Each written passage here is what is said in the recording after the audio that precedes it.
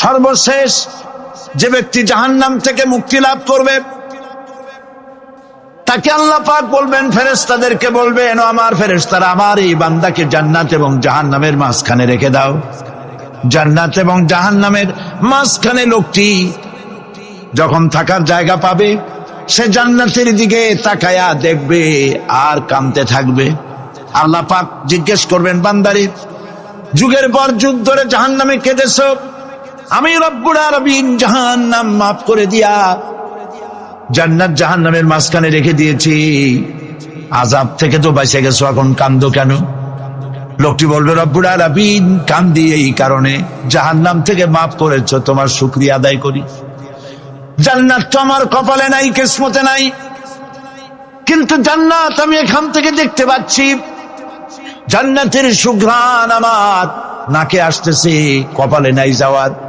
আমি কাঁদি এই জন্য, তুমি যদি মেহেরবানি করে আমাকে জান্নাতের দরজার কাছে একটু দাঁড় করায় দিতা, প্রাণ ভরে তোমার জান্নাতের দৃশ্যটা একটু দেখতা। আল্লাহ পাক তার আরজি পূরণ করবেন, বলবেন যাও, ফেরেশতাদের বলবেন এর জান্নাতের দরজার কাছে দাঁড় করায় দাও। জান্নাতের দরজার কাছে দাঁড়িয়ে লোকটি আবার কান্না শুরু করবে। আল্লাহ পাক প্রশ্ন করবেন, এবার কান্দো কেন? লোকটি বলবে, রব্বুল আলামিন কান্দি এই কারণে, জান্নাতের এই দরজায় দাঁড়ায়া জান্নাতের অফুরন্ত নেয়ামত কিছুই ভালো করে দেখা যায় না, শুধু অল্প জায়গা দেখি। যদি তুমি আমারে দয়া করে জান্নাতের মাঝখানে দাঁড় করায় দিতা, চতুর্দিকে তাকায়া তাকায়া দেখা কলিজারে ঠান্ডা বানাইতাম। তবে আমি ওয়াদা করি, জান্নাতের কোন নাজ নেয়ামত, কোন ফল আমি খাবো না, ধরবো না, সইব না। একটুখানি মেহেরবানি করে মাঝখানে দাঁড় করাইয়া দাও, জান্নারে ঠান্ডা করি। আল্লাহ রব্বুল আলামিন ফেরেশতাদের বলবেন, আমার এই বান্দারে জান্নাতের মাঝখানে দাঁড় করাইয়া দে। আল্লাহর নবী বলেন, জান্নাতের মাঝখানে দাঁড়িয়ে লোকটি আগের চাইতে আরো জোরে চিৎকার মেরে কাঁদতে থাকবে। আল্লাহ পাক বলবেন, বান্দারে কি হলো তোর? দরজার কাছে আসতে চাইছিলে, আইনা দিলাম। আবার এবার মাঝখানে আসতে চাইছো, তাও এনে দিয়েছি, আবার কান্দো কেন?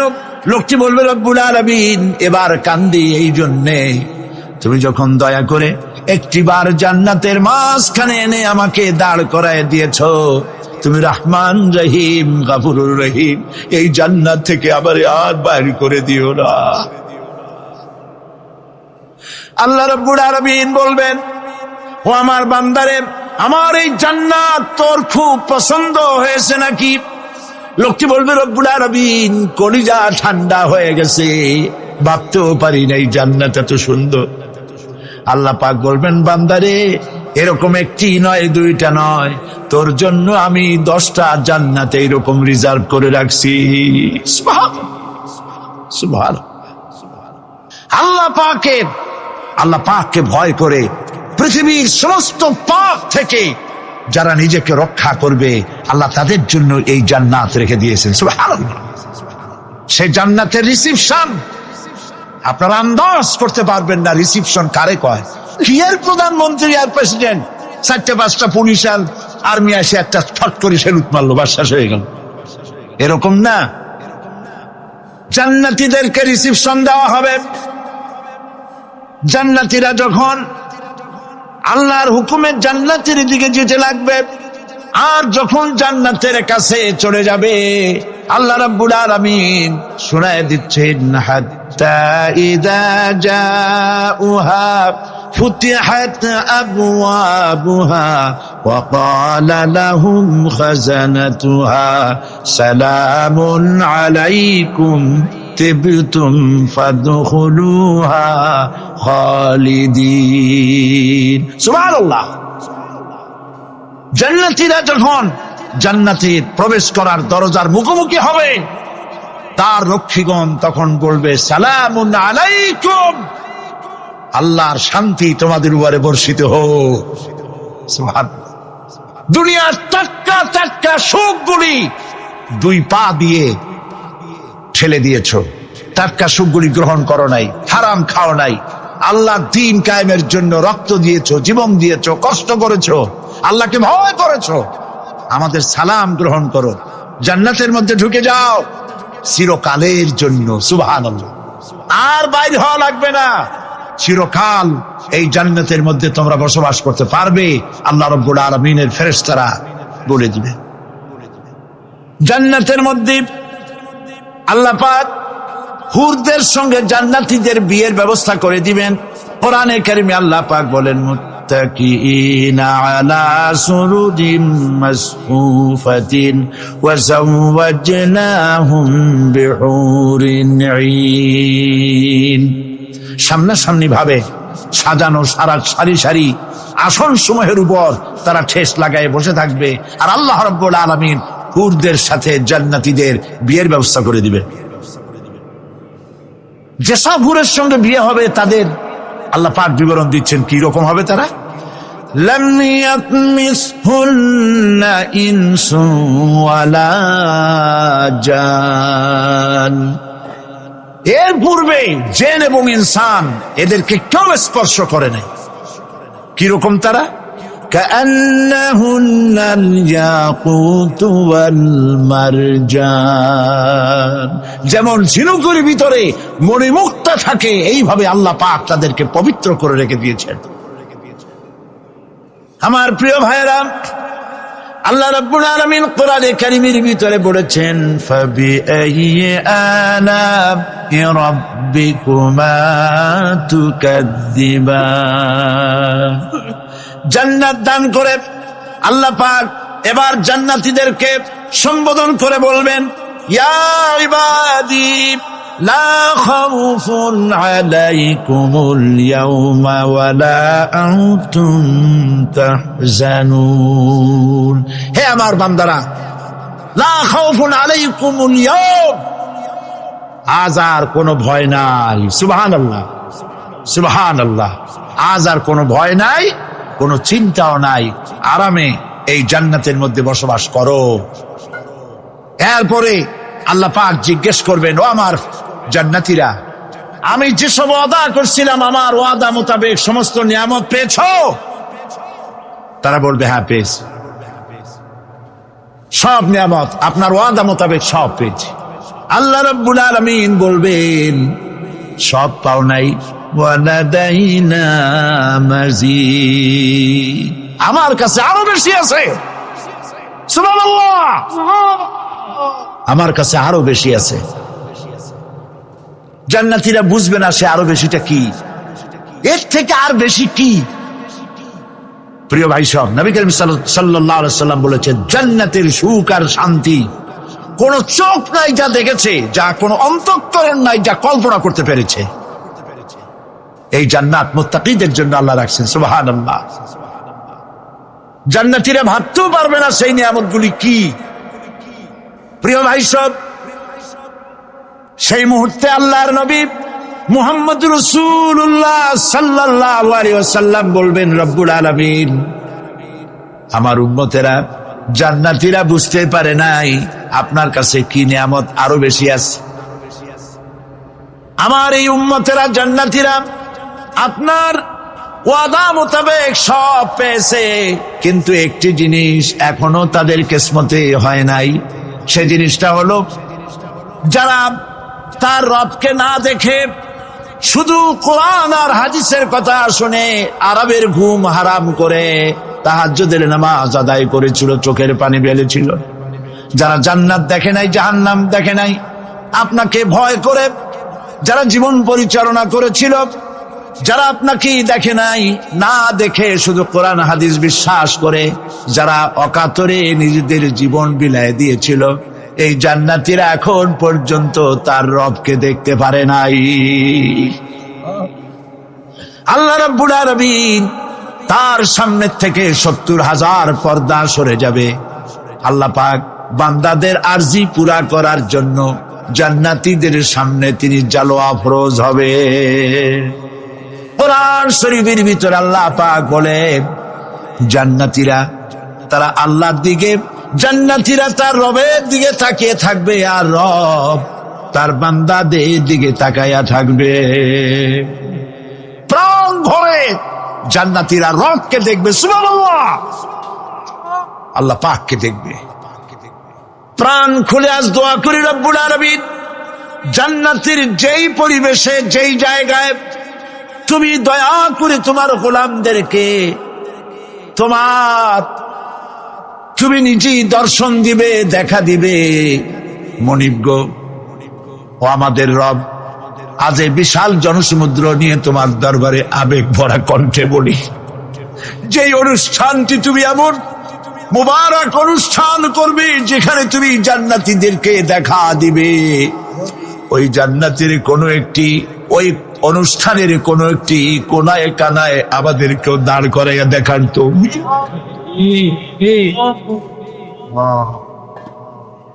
ভাই সব, আল্লাহ রাব্বুল আলামিন মানুষের সামনে এত সব নিয়ামত রেখেছেন, এই জান্নাত দান করবেন। এরপরে আল্লাহ রাব্বুল আলামিন কোরআনে কারীমের মধ্যে বলেছেন, রব্বিস সামাওয়াতি ওয়াল আরদি ওয়া মা বাইনাহুমার রাহমানি লা ইয়ামলিকুনা মিনহু খিতাবা। এসব পুরস্কার রয়েছে তোমাদের সেই রবের পক্ষ থেকে যিনি আকাশ আর জমিনের মালিক। সুবহানাল্লাহ বলবেন না? যার সামনে কথা বলার ক্ষমতা কারো হবে না। এটি একটি মারাত্মক কথা। কিয়ামতের দিন আল্লাহর দরবারে কেউ কথা বলতে পারবে না আল্লাহর নির্দেশ ছাড়া। একটি আকীদা পরিষ্কার করে নিয়ে যান আপনাদের, সে আকীদাটা এভাবে পরিষ্কার করুন, কোন পীর সাহেব, কোন খাজা বাবা, কোন মাওলানা, কোন মুহাদ্দিস, কোন বুজুর্গ আপনাকে সুপারিশ করতে পারবে না যদি না আল্লাহ পাক তাকে কথা বলার তৌফিক না দেন। মনে থাকবে এটা। আয়াতুল কুরসির ভিতরে আমরা পড়ি, মান যাল্লাযী ইয়াশফাউ ইনদাহু ইল্লা বিইজনিহি। আল্লাহ পাক বলেছেন কিয়ামতের দিন আল্লাহর দরবারে কার সাহস আছে কথা বলতে পারে? মান যাল্লাযী ইয়াশফাউ ইনদাহু ইল্লা বিইজনিহি। আল্লাহর অর্ডার ছাড়া, হুকুম ছাড়া আল্লাহর সামনে কথা বলার সেদিন কেউ থাকবে না। সুবহানাল্লাহ। কেউ কথা বলতে পারবে না। সুপারিশ করতে হবে আল্লাহ যারে বলেন তুমি করো, অমুকের জন্য করো, সেই ব্যক্তি শুধু তার জন্যই করতে পারবে, আর কেউ কথা বলতে পারবে না। সেই কঠিন হাসরের ময়দান, যেদিন শুধুমাত্র আল্লাহ পাক কথা বলবেন, আর যারে বলতে বলবেন সেই কেবলমাত্র বলতে পারবে। সুপারিশ এটি আল্লাহ পাক কিয়ামতে পারমিশন দিলে বলা যাবে। হযরত ইব্রাহিম আলাইহিস সালাম কিয়ামতের দিন তার নিজের পিতা সম্পর্কে সুপারিশ করবেন। রব্বুল আলামিন, আমার আব্বার জন্য সুপারিশ করতেছি, মেহেরবানি করে জাহান্নাম থেকে তারে আপনি রক্ষা করুন। আল্লাহ রব্বুল আলামিন বলবেন, ইব্রাহিম তোমার সুপারিশ মঞ্জুর হবে না। প্রিয় ভাই সব, একটু মাথা খাটান, চিন্তা করেন। উলুল আযম পয়গম্বর, জাতির পিতা। কে জাতির পিতা? চিল্লায় বলুন, কলিজা সাফ করে ফেলুন। মুসলমানদের জাতির পিতা হাবিজ আমি কেউ হতে পারে না। মিল্লাতা আবিকুম ইব্রাহিম। ইব্রাহিম আলাইহিস সালাম এই মিল্লাতের পিতা। সুবহানাল্লাহ। হযরত ইব্রাহিম আলাইহিস সালাম কিয়ামতের দিন বলবেন, আল্লাহ আমার আব্বার জন্য সুপারিশ করছি। আল্লাহ পাক বলবেন মঞ্জুর হবে না। আজর তোমার পিতা হতে পারে, কিন্তু আমার খলিলকে আগুনে ফেলার জন্য নমরুদকে সে সহযোগিতা করেছে, আমি তোমার পিতাকে ক্ষমা করব না। নবী করিম সাল্লাল্লাহু আলাইহি সাল্লামকে সাহাবায়ে কেরাম জিজ্ঞেস করেছেন, হে রাসূল, আপনার আব্বা এবং আম্মার অবস্থা কি হবে? নবী করিম সাল্লাল্লাহু আলাইহি সাল্লাম কেঁদে ফেলেছেন, সব বলেছেন, আমি তাদের কোনো উপকারে আসব না। আল্লাহু আকবার। আপনি মনে করছেন নাকি যে ইয়া নবী সালাম আলাইকা বলি অমনি নবীর সুপারিশ পাবেন? এত সহজ। কতগুলা রসগোল্লা খাইলেন আর বড় একটা মিছিল করলেন, আর অমনি চলে যাবেন। পৃথিবীর সব মানুষ, সাহাবায়ে কেরাম বাদ দেন, পৃথিবীর সমস্ত মানুষ একত্রিত হয়ে আবু তালেব রাসূলুল্লাহকে যে ভালোবেসেছেন, ওর 1000 ভাগের 1 ভাগও সারা দুনিয়ার মানুষ রাসূলুল্লাহকেই ভালোবাসতে পারবে? পারবে? নিজের ছেলে আলীকে, আলী রাদিয়াল্লাহু তাআলা আনহুকে আলাদায় বিছানায় শোয়াইয়া, ছোট্ট মানুষ হযরত আলী আলাদা জায়গায় রাখিয়া মুহাম্মদুর রাসূলুল্লাহ সাল্লাল্লাহু আলাইহি ওয়াসাল্লাম এতিম মানুষ, তারে কলিজার সাথে বুকের মধ্যে আশ্রয় দিয়ে আগলে রেখেছেন বুক পরে। সেই আবু তালেব মৃত্যুর সময় নবী করিম সাল্লাল্লাহু আলাইহি ওয়াসাল্লাম বলেছিলেন, চাচা একটিবার আমার কানে তাওহীদের কালেমা শুনায় দেন। আবু তালেব, তার কিসমতে ছিল না কালেমা। মরে যাওয়ার পর একজন সাহাবী বলেছিলেন, ইয়া রাসূলুল্লাহ, মৃত্যুর সময় আবু তালেবের মুখ আমি নড়তে দেখেছি, তিনি কালেমা পড়েছেন সম্ভবত। রাসূলুল্লাহ সাফ বলেছেন, আমি শুনি নাই। এত ভালোবাসার পরেও হাদিস শরীফে এসেছে আবু তালেব জাহান্নামে যাবে। কোথায় যাবে? জাহান্নামে। সবচাইতে কম আযাব হবে কার? আবু তালেবের। কম আযাবটা কি? হাদিস শরীফে এসেছে কম আযাব হলো জাহান্নামের আগুন দিয়ে 1 জোড়া জুতা তৈরি করে আবু তালেবের পায়ে পরিয়ে দেওয়া হবে। সেই জাহান্নামের আগুনের তৈরি করা জুতার তাপে আবু তালেবের মাথার ঘিলুগুলো টকবক করে বউ পড়তে লাগবে। এত ভালোবেসে যদি কিয়ামতে উপায় না হয়, আপনি ইয়া নবী সালাম আলাইকা, ইয়া রাসূল সালাম আলাইকা, আর কতগুলো জিলাপি খাইলেন, বড় একটা মিছিল করলেন। প্রিয় ভাই সব, এইসব বেদাত ছাড়ুন, এগুলি সুস্পষ্ট বিদআত। রাসূলুল্লাহকে ভালোবাসবেন, সাহাবীরা যেভাবে ভালোবেসেছেন ওইভাবে ভালোবাসবেন। আল্লাহ রাব্বুল আলামিন বলেন, যালিকাল ইয়াউমুল হক ফামান শাআ আত্তাখাযা ইলা রাব্বিহি মাআবা। এই দিনটি অবশ্যই আসবে, সেদিনটি নিশ্চিতভাবে আসবে।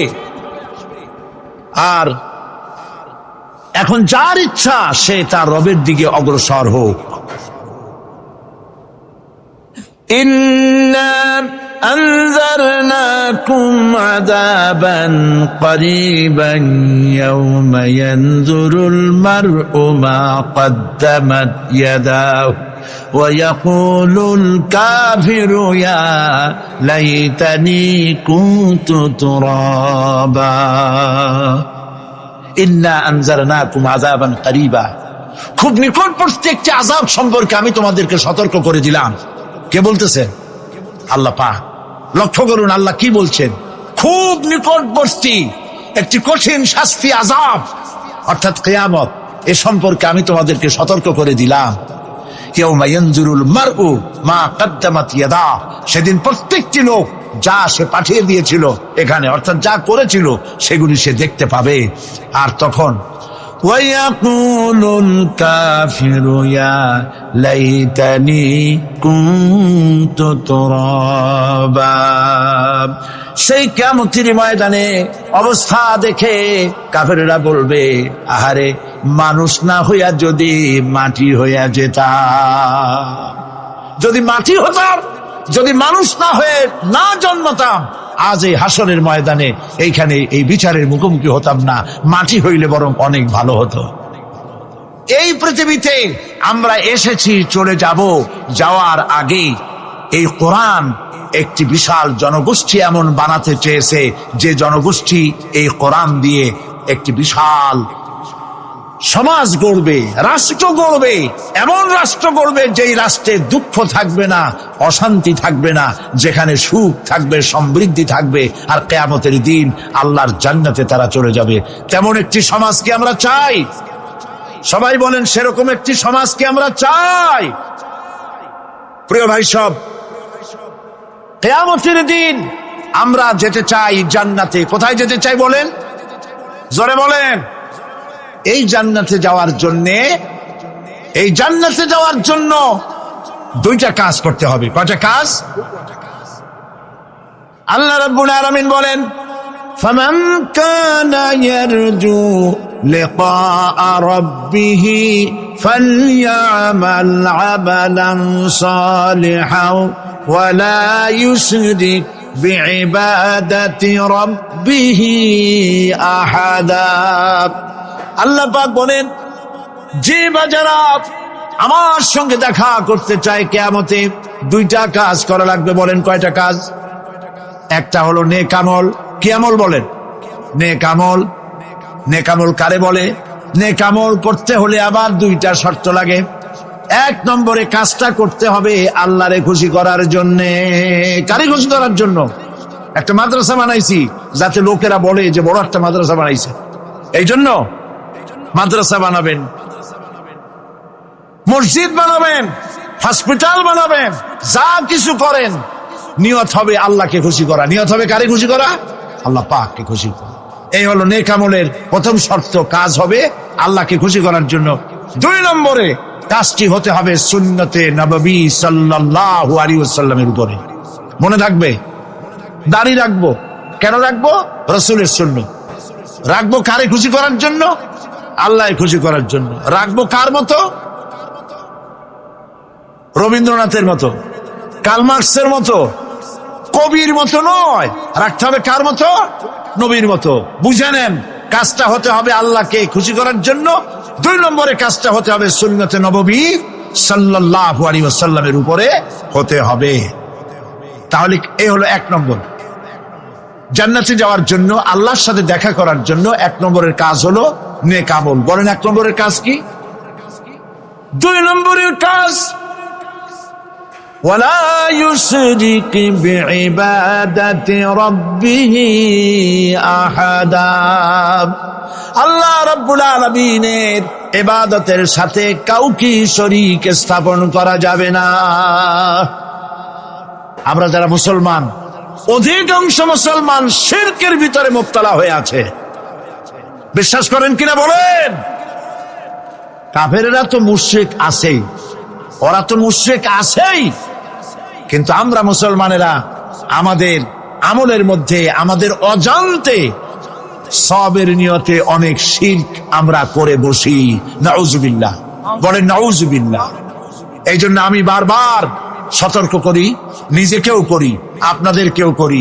এই কারণে করি, শিরকের গুনাহ আল্লাহ মাফ করবেন না। ইন্না শিরকা লাযুলমুন আযীম। শিরক মস্ত বড় অপরাধ, জুলম, আল্লাহ মাফ করবেন না।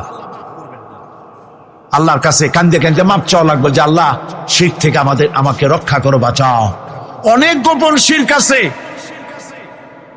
মাজারে যান, পীর সাহেবের কাছে যান, মনে যদি নিয়ত থাকে উনি ফু দিলে আমি ভালো হবই, উনি তাবিজ দিলে আমার বাচ্চা হবেই, উনি আমারে দয়া করলেই আমার ব্যবসায় উন্নতি হবেই, এইটার নাম শিরক। এটার নাম কি? ওয়াইজা সাআলতা ফাসআলিল্লাহ ওয়াইজা ইসতাআনতা ফাসতাইন বিল্লাহ। যা বলার আল্লাহরে বলো, আর যা চাওয়ার কার কাছে চাও? চিল্লায় বলেন। কলিজাটাকে পরিষ্কার করে দেন আজকের মাহফিলে। এই কলিজায় কারো প্রতি কোনো ভয় রাখবো না আল্লাহ ছাড়া। ভয় করবো কারে বলেন? মহব্বত আল্লাহ ছাড়া, এত বেশি মহব্বত আর কাউকে করব না। আল্লাহ তাআলা আমাদের কলিজায় তোমার ভয় এবং মহব্বত দিয়ে ভরে দাও। রাসূলের মহব্বত দিয়ে আমাদের দিলকে ভরে দাও। বিশ্বাস করুন ভাই সাহেব, কোরআন শরীফ আমার সামনে, বিশ্বাস করুন। দেশি পীর, বিদেশি পীর, খাজা বাবা দেশি এবং বিদেশি, কেউ আপনার ভাগ্য বদলাই দিতে পারবে না। এই পিছনে দৌড়ায় দৌড়ায় কোনো লাভ নাই। এতক্ষণ মসজিদের ভেতরে বসে আল্লাহর কাছে কাঁদেন। ওয়াকালা রাব্বুকুম উদউনি আস্তাজিব লাকুম। তোমার রব বলেছে আমারে ডাকো, আমি ডাকের সাড়া দিয়ে দেব। সুবহানাল্লাহ। আর আল্লাহ বলেছেন আমার ইবাদতের সাথে কাউকে শরীক করবে না। খবরদার। আলাইসাল্লাহু বিকাফিন আবদা। আল্লাহ প্রশ্ন করছেন, আলাইসাল্লাহু বিকাফিন আব্দা, আমি কি আমার বান্দার জন্য যথেষ্ট নই? চিল্লায় বলুন অবশ্যই যথেষ্ট। আবার বলেন অবশ্যই যথেষ্ট। কলিজা সাফ করে ফেলেন।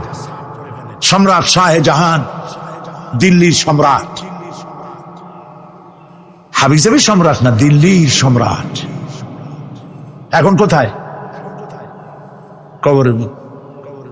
কবি বলতেছেন, শাহনে জাহাं को जिन्हें फकर से देते थे बाज, शाहने जहां को जिन्हें फकर से देते थे बाज, वाज कब्र में है सूरह अलहम्दु की मोहताज।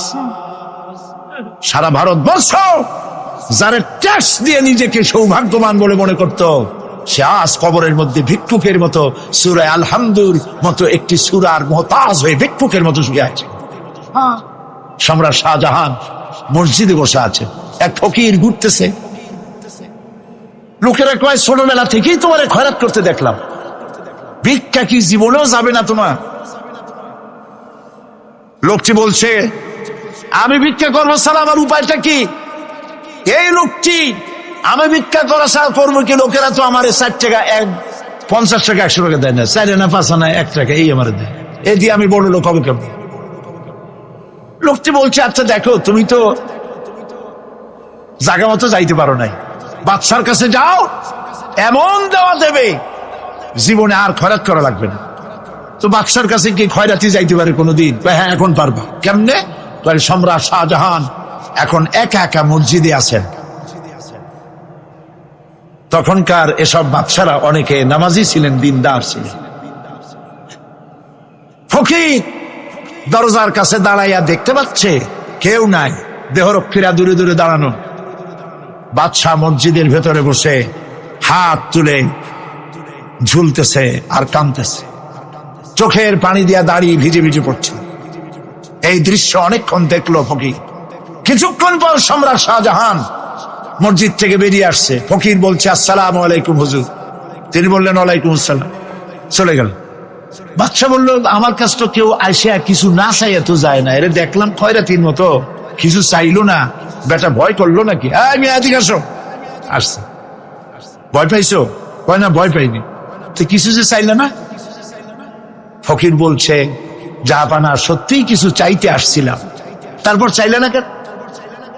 ফকির বলছে, জাহাপানা, সারা জীবন ভিক্ষা করেছি, আর আজ দিল্লি সম্রাটের কাছে বেশি পাওয়ার লোভে এসেছি না, কিন্তু আপনার দশা দেখা আমার জ্ঞানের চোখ খুলে গেছে। আমি লক্ষ্য করে দেখলাম, আমি সম্রাটের কাছে চাইতে এসেছি, হাত তুলি নাই, বিনয় প্রকাশ করি নাই, চোখের পানি ফেলি নাই, কিন্তু লক্ষ্য করে দেখলাম দিল্লির সম্রাট আমার চাইতেও বড় ভিক্ষুকের মতো। আবার কোন সম্রাটের কাছে হাত তুলে কাঁদবে? আমার জ্ঞানের চোখ খুলে গিয়েছে, আমি বুঝতে পেরেছি সম্রাট কান্দে যেই সম্রাটের কাছে, তারে ছাড়া আর কারো কাছে জীবনে চাইব না। এই কথাই সূরা ফাতিহায় প্রত্যেক দিন পড়ি, বুঝি না কি পড়ি। ইয়াকা না'বুদু ওয়া ইয়াকা নাস্তাঈন। আয় আল্লাহ, একমাত্র তোমার গোলামি করি আর তোমার কাছে সাহায্য চাই, তুমি ছাড়া কারো কাছে সাহায্য চাই না। কলিজা সাফ করুন। কোন মরা পীর, কোন জিন্দা পীর আপনার মনের আশা পুরা করতে পারবে না, পারবে না, পারবে না। ওয়াসি সেদিন শপথ নিয়েছিলেন, রব্বুল আলামিন, আমি জাহালাতের কারণে যেই বল্লম দিয়ে ইসলামের একজন শ্রেষ্ঠ সন্তানকে আমি শহীদ করে ফেলেছিলাম, আমি বুঝতে পারি নাই, ওই বল্লমটা আমি হেফাজতে রেখে দিয়েছি।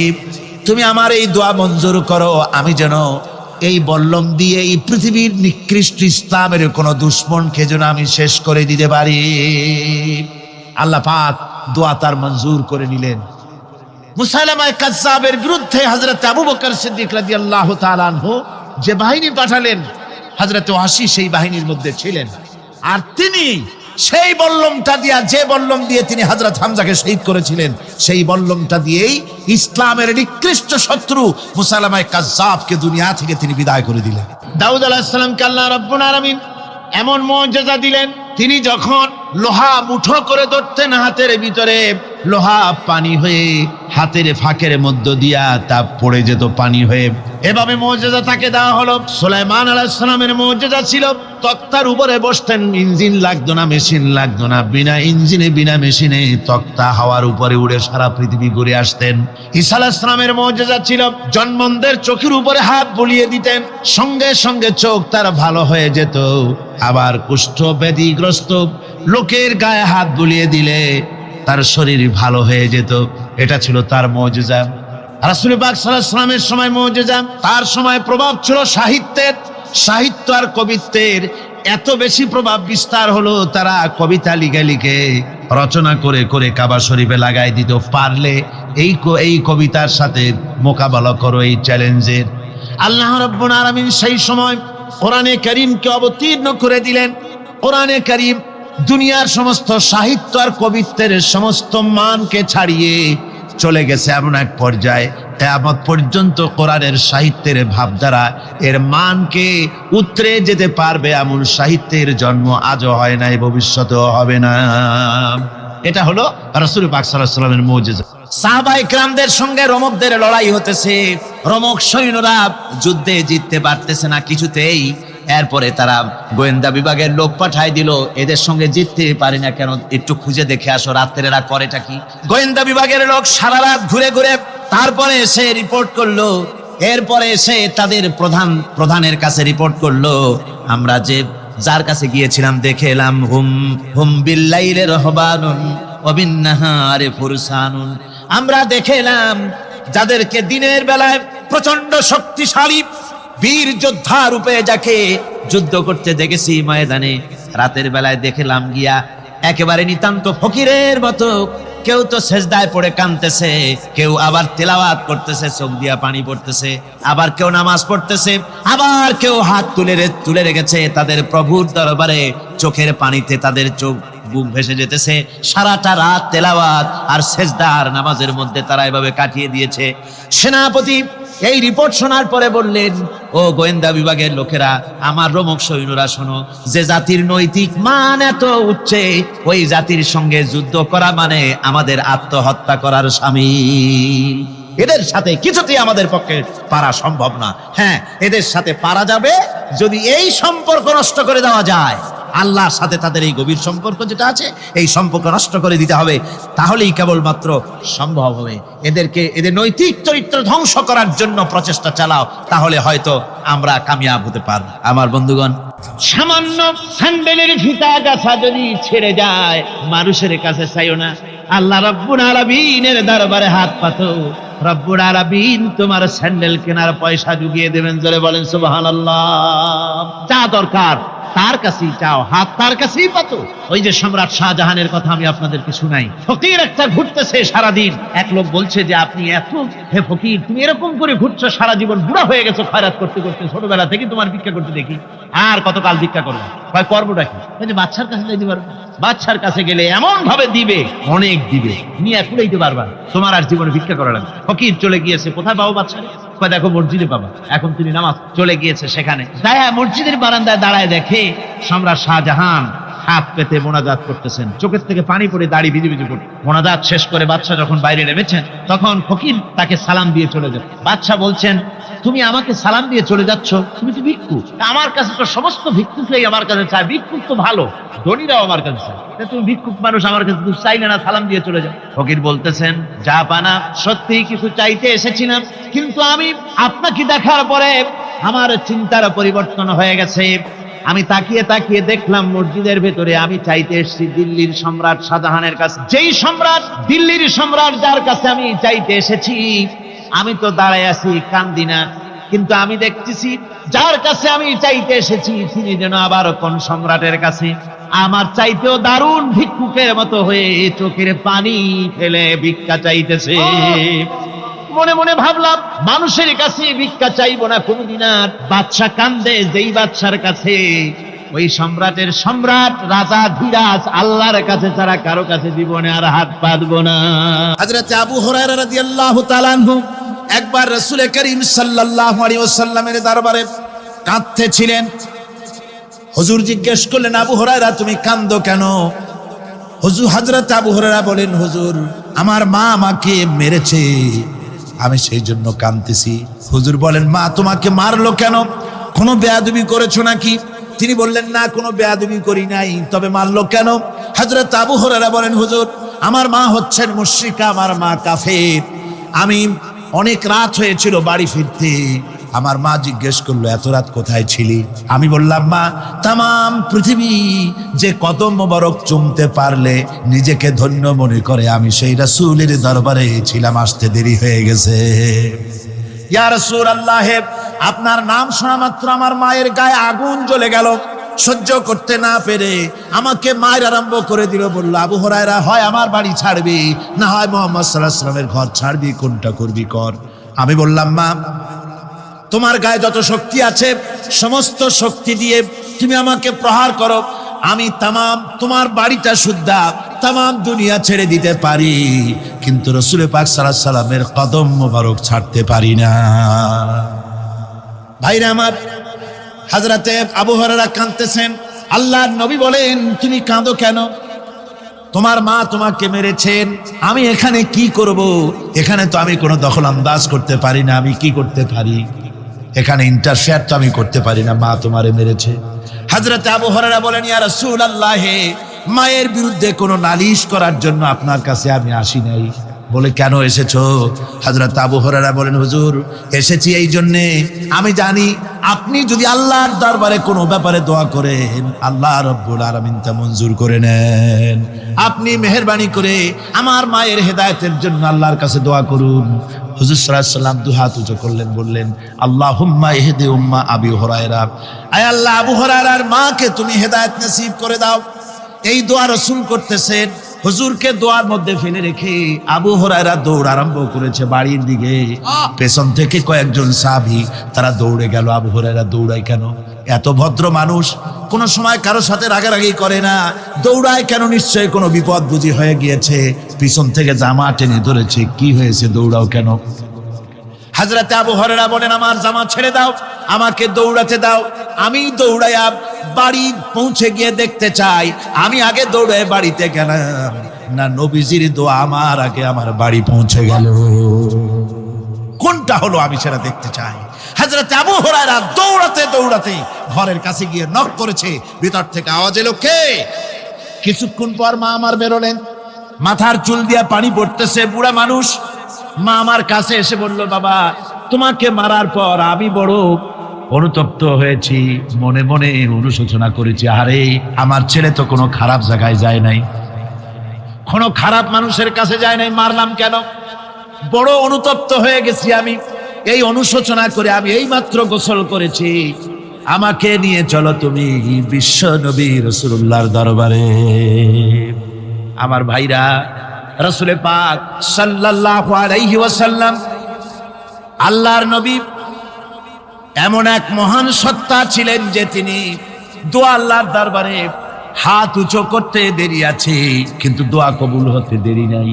কুতুবে সুবহানী শেখ মহিউদ্দিন আব্দুল কাদের জিলানী রাহমাতুল্লাহ আলাইহি তিনি বলেছেন, মুনাজাত করতে গিয়ে আবেগে বলেছেন, রব্বুল আলামিন তুমি যদি দয়া করে আমাকে জান্নাত দাও, আর তোমাকে যদি আমি না পাই, তুমি যদি আমার সঙ্গে দেখা না করো, আমারে যদি কথা না বলো, তাহলে এই জান্নাত আমার কোনো লাভ নাই। আর আমাকে যদি জাহান্নাম দিয়ে দাও, আর মাঝে মধ্যে তুমি যদি জিজ্ঞাসা করো মহিউদ্দিন কেমন আছো, তাহলে এই জাহান্নাম আমার জন্য বেহেশত হয়ে যাবে। আয় আল্লাহ, আমি শুধু তোমারই চাই। আল্লাহর নবী বললেন, মহিলা তুমি অপরাধ করেছো, কিন্তু তোমার গর্ভস্থিত সন্তান তো কোনো অপরাধ করে নাই, সুতরাং তোমার উপরে শরীয়তের হদ জারি করা যাবে না, ডেলিভারি হোক, তারপরে বিচার হবে। মহিলা চলে গেল আফসোস করতে করতে যে আমার বিচার হলো না, যদি এর মধ্যে আমি মরে যাই তাহলে জেনা করেছি, দুনিয়ার শাস্তি তো সহজ, পাথর মেরে উড়িয়ে দেবে, সঙ্গে সার করবে, এটা তো সহজ, কিন্তু কিয়ামতের ওই কঠিন জাহান্নামের আগুনে জ্বলতে পারবো না। মহিলাটি সন্তান ডেলিভারির পরে মহিলা চলে এসেছে রাসূলের কাছে, হুজুর এই সে আমার বাচ্চা ডেলিভারি হয়েছে, আপনি মেহেরবানি করে আমার উপরে হদ জারি করেন, শাস্তি দেন। আল্লাহ নবী বলেন, মহিলা তুমি অপরাধ করেছো, কিন্তু তোমার সন্তানের হক আছে, তোমার বুকের দুধ 2.5 বছর পর্যন্ত সে পান করবে, আমি তার হক নষ্ট করতে পারি না। মহিলা আবার চলে গেল কাঁদতে কাঁদতে, যদি এর মধ্যে মরে যায়, 2.5 বছর যেতে পারে নাই, তার আগেই মহিলা ওই বাচ্চাটাকে কোলে নিয়ে হাতে একটা রুটি দিয়া হুজুরের কাছে আসছে। কত পেরেশানি দেখেন। মহিলা এসে বলেন, ইয়া রাসূলুল্লাহ, আমার এই বাচ্চা এখন দুধ ছেড়ে দিয়েছে, সে রুটি খাইতে পারে, হুজুর আর দেরি করবেন না, এই শাস্তি না নিয়ে যদি মরে যায় জাহান্নামের কঠিন আযাব আমি ভোগ করতে পারবো না। আল্লাহর নবী ওই মহিলাকে অর্ডার দিয়া দিলেন, একে বুক পর্যন্ত মাটির মধ্যে গেড়ে দিয়া চতুর্দিক থেকে পাথর নিক্ষেপ করো। মহিলাকে নিয়ে বাচ্চাকে বুক পর্যন্ত মাটির ভিতরে গেড়ে দিয়া চতুর্দিক থেকে যখন পাথর নিক্ষেপ করা হচ্ছিল, রক্ত ছিটে এসে একজন সাহাবীর গায়ে পড়ায়, সাহাবী মহিলাকে ভৎসনা করলেন। আল্লাহর নবী বললেন, শুনতে পেরে নবীজি বললেন, ও সাহাবী ভৎসনা করো না, বরং এই মহিলার তওবা আল্লাহ রাব্বুল আলামিন এমন ভাবে কবুল করেছেন, যদি সে তওবা দুনিয়ার সব মানুষকে ভাগ করে দেওয়া যায় তাহলে সমানভাবে ভাগ করে দেওয়া যাবে। 60,000 সৈন্য তাদের অশ্ব নিয়ে, তাদের উষ্ট্র নিয়ে, তাদের মালপত্র নিয়ে, জিহাদের সামান নিয়ে শ্রাবণের খরস্রোতা নদী, উত্তাল তরঙ্গমালায় ভরা নদীর উপর থেকে এই সাহাবীরা পাড়ি দিয়ে ওপার চলে গেলেন। ওপার যাওয়ার পরে হযরতে সাদ বলছেন, তোমাদের কেউ কি হারায় গেছে নাকি? সবাই এদিক ওদিক তাকায় খোঁজ করে বলল, মানুষ তো দূরের কথা, একটা উটও আর ঘোড়াও একটাও হারায় যায় নাই। একজন বলল, আমার একটা পেয়ালা, যে পেয়ালা আমি পানি পান করতাম, সেই পেয়ালাটা তুফানে ছিটকে কোথায় চলে গেছে, ওইটা হারায় গেছে। হযরতে সাদ বলেন, মুজাহিদের কোন জিনিস দরিয়া নিতে পারে না, অবশ্যই তা ফেরত আসবে। এই কথা তিনি বলতেছিলেন, হঠাৎ করে দরিয়ার কিনারে একটা আওয়াজ হলো, দেখা গেল তুফানের ভিতরে সেই হারানো বাটিটা তাদের মধ্যে ফিরে এসেছে। মুজাহিদদেরকে সাহায্য করেন স্বয়ং আল্লাহ রাব্বুল আলামিন। আফ্রিকার জঙ্গলের কাছে ভিন্ন ইতিহাস, জঙ্গলের কাছেই মুসলমানদেরকে থাকতে দেওয়া হয়েছে। মনে করা হয়েছিল জঙ্গলের সমস্ত হিংস্র প্রাণীরা এই মুসলমানদের শেষ করে দেবে, যুদ্ধ করা লাগবে না। হযরতে সাদ সে অবস্থা বুঝতে পারলেন, তিনি একটা মঞ্চ তৈরি করলেন। সেই মঞ্চের উপরে দাঁড়ায় জঙ্গলের প্রাণীদের দিকে লক্ষ্য করে তিনি নোটিশ জারি করে দিলেন, বললেন, ইয়া আইয়াতুহাল হাশারাত ওয়াস সিবাউ নাহনু আসহাবু রাসূলুল্লাহ সাল্লাল্লাহু আলাইহি ওয়াসাল্লাম। হে জঙ্গলের হিংস্র প্রাণীরা, আমরা আল্লাহ রাসূলের সাহাবী, ফাইন্না নাজিলুনা ফামান ওয়াজাদনা বাদাহু কাতালনাহু। আমরা রাসূলের সাহাবী, এইখানে আল্লাহর দ্বীনকে কায়েম করার জন্য আমরা এসেছি, আল্লাহর কলেমার আওয়াজ নিয়ে আমরা এখানে রাত কাটাবো। সুতরাং এই জঙ্গলের ভিতরে হিংস্র প্রাণী যত আছো সব আমাদের এই জায়গা ছেড়ে অন্যত্র চলে যাও। আফ্রিকার জঙ্গলি মানুষেরা চিন্তা করলো, মানুষের কথা কি জঙ্গলি প্রাণীতে শোনে নাকি, পাগলে কয় কি? তারা তাকায় তাকায় দেখলো হযরতে সাদের এই ঘোষণার পরে বাঘের কাতারে বাঘ, সিংহের কাতারে সিংহ, সাপের কাতারে সাপ, যার যার ডিম আর বাচ্চাগুলি মুখে কামড়ায়া সাহাবীদের এলাকা ছেড়ে দিয়ে তারা অন্যত্র চলে গেল। আমার মুসলমান ভাইরা, এই ছিল মুসলমানদের ইতিহাস। দ্বীন প্রতিষ্ঠা করার কাজে মুসলমান এগোলে আল্লাহই মদদ করেন। কে মদদ করেন? হযরতে মূসা আলাইহিস সালাম ফেরাউনের কাছে গেলেন আর দাওয়াত দিলেন, ফেরাউন পড়ে নাও, লা ইলাহা ইল্লাল্লাহ। একটি কথা আপনাদের মনে রাখতে হবে, দুনিয়ার কোন ফেরাউন, কোন নমরুদ, কোন সাদ্দাত, কোন হামান কেউ বলে নাই যে আমি আল্লাহ, আমি রাজ্জাক, আমি খালেক, আমি পৃথিবীর সৃষ্টি করেছি। কথা কেউ বলেছে? কেউ বলে নাই। কি বলেছে তারা? ফেরাউন বলেছে, মা আলিমতু লাকুম মিন ইলাহিন গায়রি, আমি তো জানি না আমি ছাড়া আরো কোনো ইলাহ আছে, এ কথা আমার জানা নাই, সুতরাং আমি হচ্ছি ইলাহ, আর তুমি বলছো লা ইলাহা। তার মানে হচ্ছে ওই সময় পয়গম্বরেরা, আল্লাহর নবীর সাহাবীরা, তারা জানতেন যে আমরা কিসের দাওয়াত দেই, আর যারা শুনতো তারাও বুঝতো কিসের দাওয়াত শুনতেছি। আজ আমার দেশে একই কালেমার দাওয়াত দেওয়া হয়, কিন্তু মানুষেরা বুঝতে পারে না কি শুনতেছি। ভাষা জানার ব্যাপারে, বোঝার ব্যাপারে হলো আসল বিষয়।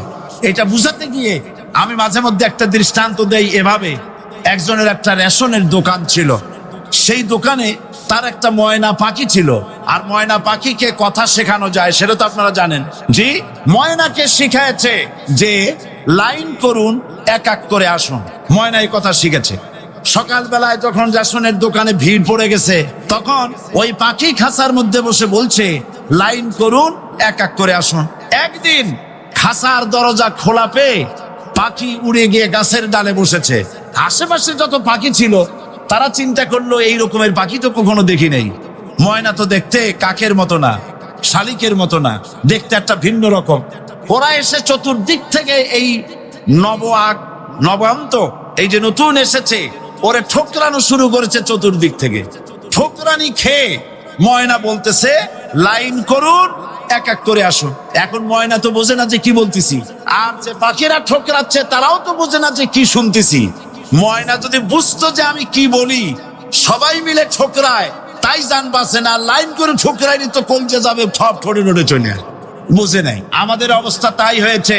যখন হযরতে মূসা আলাইহিস সালাম দিলেন, ফেরাউন বলল আমি তো জানি না যে আমি ছাড়া আরো কোন ইলা আছে, আইনদাতা তো আমি, তুমি নতুন কোথা থেকে আইনদাতা নিয়ে আসছো? ফেরাউন বলছে দেখো, আমারে বাদ দিয়া যদি অন্য কাউকে ইলা বলে তুমি মানো, আর সেই শিক্ষা যদি যে জাতিকে দাও, তাহলে আমি তোমাকে ধরে লাআজআলান্নাকা মিনাল মাসজুনিন, আমি তোমাকে কারারুদ্ধ করব, আমি তোমাকে জেলখানায় ঢুকিয়ে দেব।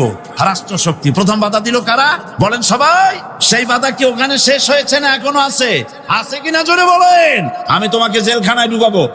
হযরতে মূসা আলাইহিস সালাম বলেন ফেরাউনের, জেলের ভয় আমি করি না, আমার কি জেলের ভয় দেখায়া লাভ নাই, আমি আল্লাহ পাকের পয়গম্বর। হযরতে মূসা আলাইহিস সালাম, ফেরাউনের দলবল আছে, লোক লস্কর আছে, তার অস্ত্রের অভাব নাই। আল্লাহ রাব্বুল আলামিন মূসা আলাইহিস সালামের কাছে একটা অস্ত্র দিছিলেন কিনা? আল্লাহ পাক হযরত মূসা কি বলেছেন? ওয়া মা তিলকা বিয়ামিনিকা ইয়া মূসা, মূসা রে তোমার হাতে ওটা কি? মূসা আলাইহিস সালাম বললেন এটা লাঠি। আল্লাহ পাক বললেন ফেলে দাও লাঠি। লাঠি ফালায় দিলেন। কি হয়ে গেল? হিয়া হাইয়াতুন তাসআ, লাঠি হয়ে গেল। এখন লাঠি পড়ে সাপ হয়ে গেল।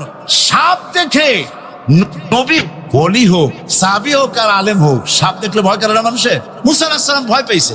আল্লাহ রাব্বুল আলামিন হযরত মূসাকে শোনায় দিলেন, খুযহা ওয়া লা তাখাফ সানুঈদুহা সিরাতাহাল উলা, ধরো, লা তাখাফ, ভয় পেও না। আল্লাহ বলছেন ধরো, ভয় পেও না।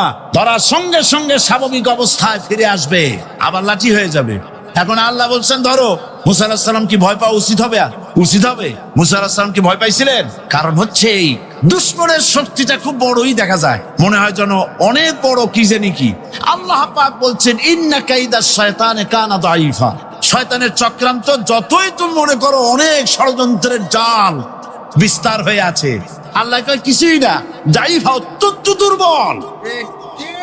আল্লাহ পাক বললেন ধরো। মূসা আলাইহিস সালাম সাপ ধরলেন, সঙ্গে সঙ্গে লাঠি হয়ে গেল। ফেরাউন বরদাস্ত করলো না, রাষ্ট্রশক্তির পক্ষ থেকে আক্রমণ শুরু হলো। অপরাধ কি? মূসা আলাইহিস সালামের অপরাধ কি? কি অপরাধ? মাশাআল্লাহ, বুঝতে পেরেছেন। অপরাধ হচ্ছে তিনি বলেছেন লা ইলাহা, জোরে বলেন লা ইলাহা ইল্লাল্লাহ। এই কালেমাকে আজ আমরা ভিক্ষার বুলি বানাইছি। এটা হলো সার্বভৌমত্বের বুলি, এটা হচ্ছে আল্লাহ পাকের সার্বভৌমত্বের কথা। আজ আমরা মানুষের কাছে আমরা শুনি, মানুষেরা ভিক্ষা চায়, লা ইলাহা ইল্লাল্লাহ, এক মুঠ চাউল দেন, লা ইলাহা ইল্লাল্লাহ 10 খান পাই দেন। এই হচ্ছে কালেমার জিকির। আবার কেউ কেউ জিকির করতেছে লা ইলাহা আস্তে, ইল্লাল্লাহ জোরে, এমন জোরে কলব সাফ করে, কলব তাতে থাকলেও পারে গেলেও পারে। এই কালেমার জাত, এর আঘাত পয়গম্বররা মেরেছেন। হযরতে মূসা আলাইহিস সালাম যখন বলেছেন লা ইলাহা ইল্লাল্লাহ, এই ধাক্কা ফেরাউন বরদাস্ত করতে পারে নাই। দরিয়ায় নীলের ভিতরে আল্লাহ পাক ডুবাই শেষ করে দিয়েছেন, দেন নাই? হযরতে মূসা আলাইহিস সালাম তার উম্মতেরা দরিয়ার পাশে বসে দ্বীনি কথাবার্তা বলতেছেন। এমন সময় ফেরাউন, তার শত্রু হচ্ছে মূসা আলাইহিস সালাম। শত্রু কেন? মূসা কি ফেরাউনের পাকা ধানে মই দিয়েছে নাকি? বলেন আপনারা। তার হালের গরু পিটায় মারছে নাকি? অপরাধ হলো তিনি আল্লাহর জমিনে আল্লাহর আইন প্রতিষ্ঠার কথা বলেছেন। এই শুধুমাত্র এই অপরাধে ফেরাউন তার দলবল নিয়ে 3 দিক থেকে আক্রমণ করেছে। মুসা আলাইহিস সালামের উম্মতেরা ভয় পেয়ে গেছেন। তারা বলছেন ইন্না লামুদরাকুন, আমরা পাকড়াও হয়ে গেছি। 3 দিকে সারাশি আক্রমণ, 3 দিকে শত্রু, একদিকে দরিয়া, পালাবার রাস্তা আছে? হযরত মুসা আলাইহিস সালাম ভয় পেয়ে গেলেন, সারেন্ডার করলেন না। হযরত মুসা আলাইহিস সালাম বললেন কাল্লা, কখনো নয়, ভয় পাওয়ার কোনো কারণ নাই। রব্বি সায়াহদিন, অবশ্যই আমার রব আমার জন্য রাস্তা করে দিবেন, ভয় পাইও না, আমার রব রাস্তা করে দিবেন। আল্লাহ রাব্বুল আলামিন হযরত মুসা আলাইহিস সালামকে অর্ডার করলেন, হাতের লাঠি দিয়া দরিয়ার উপরে আঘাত করো। হযরত মুসা আলাইহিস সালাম দরিয়ার উপর আঘাত করলেন। রাস্তা ছিল দরকার একটার, এক বাড়িতে আল্লাহর হুকুমে লাঠি দিয়ে একটি আঘাত করার সঙ্গে সঙ্গে হযরত মুসার তার সঙ্গী সাথী দরিয়া পার হওয়ার জন্য দরিয়ার মধ্যে দিয়ে আল্লাহ 12টা রাস্তা পয়দা করে দিলেন। সে আল্লাহ আছে না নাই? এত আসতে বলেন কেন? ভয় পাওয়ার কারণ আছে। রাষ্ট্র শক্তি বাধা দিয়েছে সমস্ত নবীদেরকে। কেন? নবীদের চরিত্র খারাপ? জোরে বলেন, নবীদের চরিত্র খারাপ? নবীদের চাইতে মাসুম বেগুনাহ উন্নত চরিত্রের মানুষ আল্লাহর আকাশের নিচের জমিনের উপরে আর হয় না। তোমরা যে সামনে তাদের পিছনে দৌড়াও, অমুকের সৈনিক, নেতা নেতা করে মরো, এইসব নেতা যাদের পিছনে দৌড়াও, এই নেতাগুলি, আমি জিজ্ঞেস করি আপনাদেরকে, এই নেতাগুলি জীবনে একবারও জেনা করে নাই? এ ব্যাপারে অনুসারীরা আপনারা কি নিশ্চিত? মিথ্যা কথা জীবনেও কয় নাই, প্রতারণা করে নাই, ঠাট্টা করে নাই, বিদ্রুপ করে নাই, মদ খায় নাই, মানুষ হত্যা করে নাই। কিসের নেতা? নেতা হচ্ছেন সেই ব্যক্তি যিনি বলেছেন, ও আমার স্ত্রীরা, ও আমার সাহাবীরা, রাতের আধারে আমার মধ্যে যা আচরণ দেখতে পাও, দিনের আলোতে আমার মধ্যে যা দেখতে পাও, সবগুলি খুলে খুলে মানুষের কাছে বলে দাও। তার নাম বিশ্বনবী মুহাম্মদ রাসূলুল্লাহ সাল্লাল্লাহু আলাইহি ওয়াসাল্লাম। হযরত মুসা আলাইহিস সালাম বলেন, ফেরাউন, জেলের ভয় আমি করি না, আমার কি জেলের ভয় দেখায় লাভ নাই, আমি আল্লাহ পাকের পয়গম্বর। হযরত মুসা আলাইহিস সালাম, ফেরাউনের দলবল আছে, লোক লস্কর আছে, তার অস্ত্রের অভাব নাই। আল্লাহ রাব্বুল আলামিন মুসা আলাইহিস সালামের কাছে একটা অস্ত্র দিয়া দিলেন। দিছিলেন কিনা? দিছিলেন কিনা? আল্লাহ পাক হযরত মুসা কি বলেছেন, ওয়া মা তিলকা বিয়ামিনিকা ইয়া মুসা, মুসা রে, তোমার হাতে ওটা কি? মুসা আলাইহিস সালাম বললেন, এটা লাঠি। আল্লাহ পাক বললেন, ফেলে দাও লাঠি।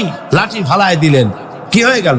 হিয়া হাইয়াতুন তাসআ, লাঠি হয়ে গেল। এখন লাঠি পড়ে সাপ হয়ে গেল। সাপ দেখে নবী, ওলি হোক, সাহাবী হোক আর আলেম হোক, সাপ দেখলে ভয় করে না মানুষের? মুসা আলাইহিস সালাম ভয় পেয়েছে। আল্লাহ রাব্বুল আলামিন হযরত মুসাকে শোনায় দিলেন, খুযহা ওয়া লা তাখাফ সানুঈদুহা সিরাতাহাল উলা,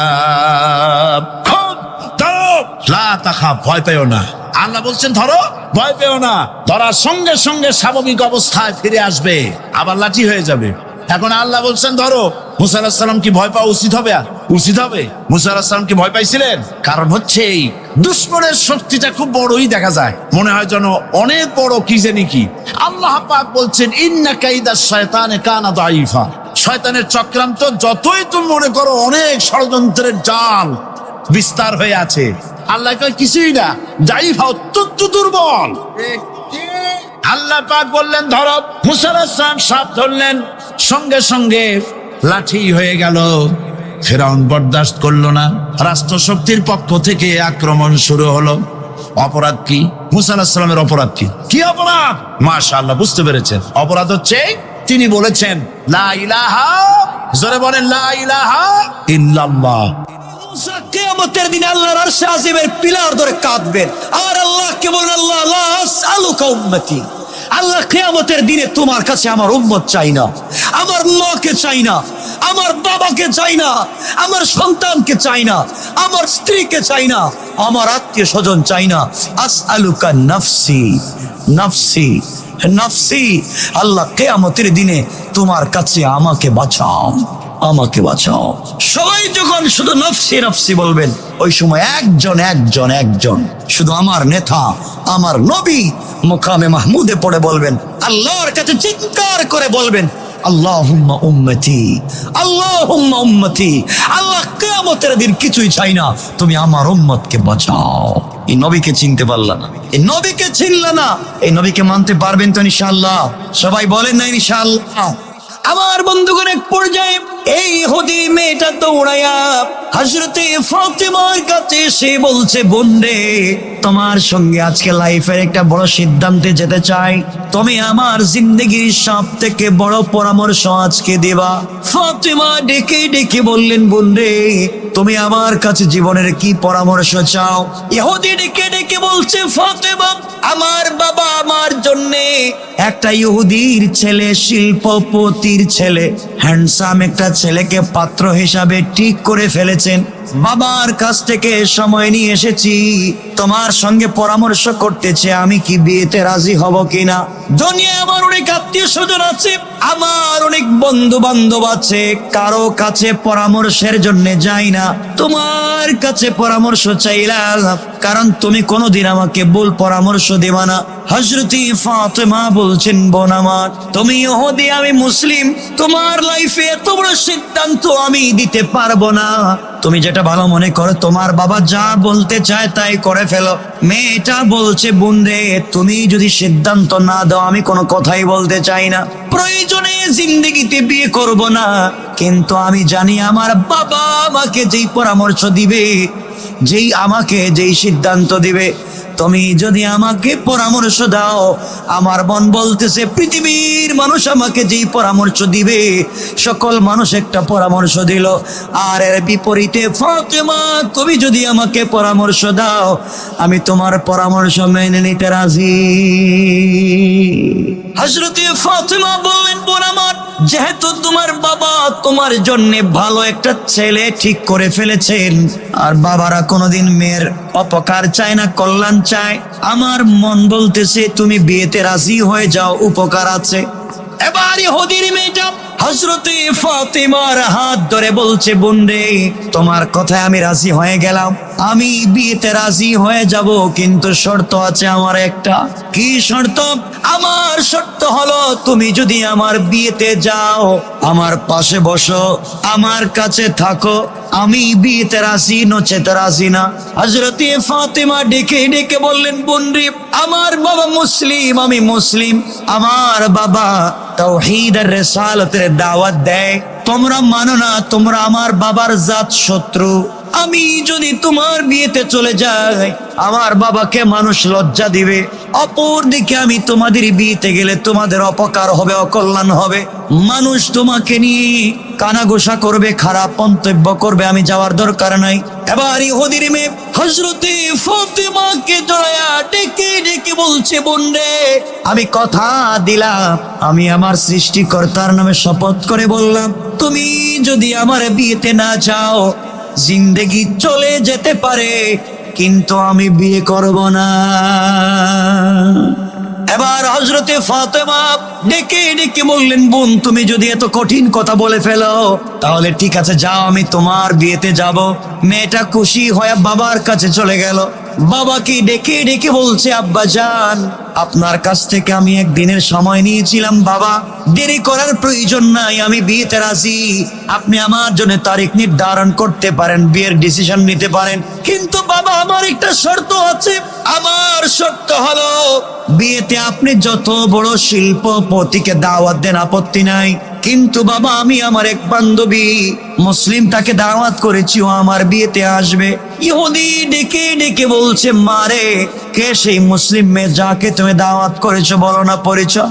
মেয়ে ডেকে ডেকে বলছে, আব্বা জান, এই যে মুহাম্মদ ইবনে আব্দুল্লাহর মেয়ে ফাতিমা, দীর্ঘদিন থেকে তার সঙ্গে আমার বন্ধুত্ব, আমার জীবনে কোনোদিন ভুল পরামর্শ দেয় নাই, বাবা আমি তাকে ইনভাইট করেছি, ও আমার বিয়েতে আসবে। এবার বাবা তার মেয়েকে হাত ধরে বলতেছে, মারে প্রয়োজন বোধে তোমার বিয়ে বন্ধ করে দেব, জিন্দেগিতে তোমাকে কারো কাছে বিয়ে দিব না, এরপরেও তুমি মোহাম্মদের মেয়েকে এখানে নিয়ে আসতে পারবা না। আমরা ইহুদি, ওরা হলো মুসলিম, ওদেরকে ওখানে নিয়ে আসা যাবে না।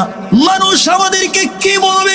মানুষ আমাদেরকে লজ্জা দিবে, মানুষ আমাদেরকে নিয়ে দুষ্টামি করবে, মজা করবে যে এত বড় শিল্পপতির মেয়ের বিয়েতে গরিব মুহাম্মদ ইবনে আব্দুল্লাহর মেয়ে আসবে, ওখানে নিয়ে আসা যাবে না, 1 নাম্বার। 2 নাম্বার হলো, মারে আমাদের টাকা আছে, পয়সা আছে, আমরা তো ভালো সোসাইটিতে বসবাস করি, তোমার বিয়েতে যারা আসবে সবাই দামি কাপড় পরে আসবে, দামি অলংকার জুয়েলারি অর্নামেন্টস ইউজ করে আসবে। আর মুহাম্মদ ইবনে আব্দুল্লাহর মেয়ে যার ঘরে 3 বেলার 1 বেলার খাবার থাকে না, ও তো ছেঁড়া কাপড় পরে আসবে, এই জন্যে তাকে বিয়েতে দাওয়াত করা যাবে না। এবার মেয়ে ডেকে ডেকে বলছে, আব্বাজান আপনার কথা শেষ আমি বুঝতে পেরেছি, আপনি আমার বান্ধবীকে বিয়েতে আসতে দিবেন না বাবা। তাহলে আমার ফাইনাল ডিসিশন আপনি শোনেন, আপনি যদি আমার বান্ধবীকে বিয়েতে আসতে বাধা দেন বাবা, আপনি মেরে ফেলতে পারেন, আমি মরে যেতে পারি, কিন্তু জীবনে বেঁচে থাকতে কোন ছেলেকে বিয়ে করব না। ইহুদি বিপদে পড়ে গেলাম, একটা মাত্র আমার মেয়ে, বিয়ের দিন তারিখ ঠিক করে ফেলেছি, এখন যদি বিয়ে না হয় মানুষ আমাকে নিয়ে তো মজা করবে, মানুষ আমাকে নিয়ে তামসা করবে, কিন্তু বিয়েতে রাজি হব কেমনে? কেমনে বিয়ে করাই? মেয়ে তো ফাতেমাকে নিয়ে আসতে চায়। বাবা একটা কঠিন শর্ত দিল, ইহুদি ডেকে ডেকে বলছে, মেয়ে আমার তুমি শোনো, তোমার বিয়েতে মুহাম্মদ ইবনে আব্দুল্লাহর মেয়েকে যদি নিয়ে আসতে হয় আমি রাজি হয়ে যাব মা, শুধু আমার সোসাইটি আর সম্মানের দিকে চিন্তা করে রাজি হয়ে যাব, তাকে তুমি দাওয়াত করো, সে যেন তোমার বিয়েতে আসে, কিন্তু আমারও একটা শর্ত আছে রে মা, শর্ত হলো সে কোনো পুরাতন ছেঁড়া কাপড় পরে আসতে পারবে না, অবশ্যই কোনো দামি ভালো পোশাক পরে আসা লাগবে। মেয়েটা বলছে, আব্বা জান ঠিক আছে। মেয়ের মনে মনে চিন্তা, ফাতেমা যদি কাপড় না পায় প্রয়োজনে আমি একটা কিনে দিব, এরপরেও নতুন জামা পরে আমার বিয়েতে নিয়ে যাব। মেয়েটা দৌড়ায়া হযরতে ফাতেমার কাছে সে কান্না করে বলছে, বোন রে তুমি আমার বিয়েতে যাও, আমার বাবা মানতে চায় না, আমার বাবা রাজি হতে চায় না, কোনোভাবে বিয়েতে যখন রাজি হয় না তোমাকে নেয়ার ব্যাপারে, এক পর্যায়ে শর্ত দিয়েছে তুমি যেতে পারবে, তবে নতুন জামা পরে যাওয়া লাগবে। হযরতে ফাতেমা চোখের পানি ছেড়ে দিলেন আর ডেকে বললেন, বোন রে তুই কেমনি বললি নতুন জামা পরে তোর বিয়েতে আমি যাব? জানিস না আমি কার মেয়ে? আমার বাবা আল্লাহর কাছে চাইলে দুনিয়াকে স্বর্ণ বানায়া দিতে পারতেন, আমার বাবা চাইলে আমার ঘরটাকে ডায়মন্ড দিয়ে বানায়া দিতে পারতেন, কিন্তু আল্লাহর কাছে বলেছেন, আল্লাহ তাআলা দুনিয়ার জমিনে গরিবী হালত কষ্ট করে করে জিন্দেগি কাটায়া দিতে চাই, কিন্তু ইন্তেকালের পরে একটা মিনিটের জন্য তোমাকে যেন না হারাইয়া যায়। আমার বোন, যেই ঘরে 3 বেলার 1 বেলার খাবার থাকে না, যার পরনে কোনোদিন নতুন জামা পরা হয় নাই, আমি কোথায় ড্রেস পাবো আর তোমার বিয়েতে যাব? আমার মুসলমান বন্ধুগণ, হযরতে ফাতেমা বলছেন, বোন রে এমন দিনও চলে যায় আমাদের ঘরের চুলায় আগুন জ্বলে না, শুকনা খেজুর খেয়ে রাত দিন কাটাইয়া দেই, তুমি আমাকে বলছো নতুন জামার জন্যে?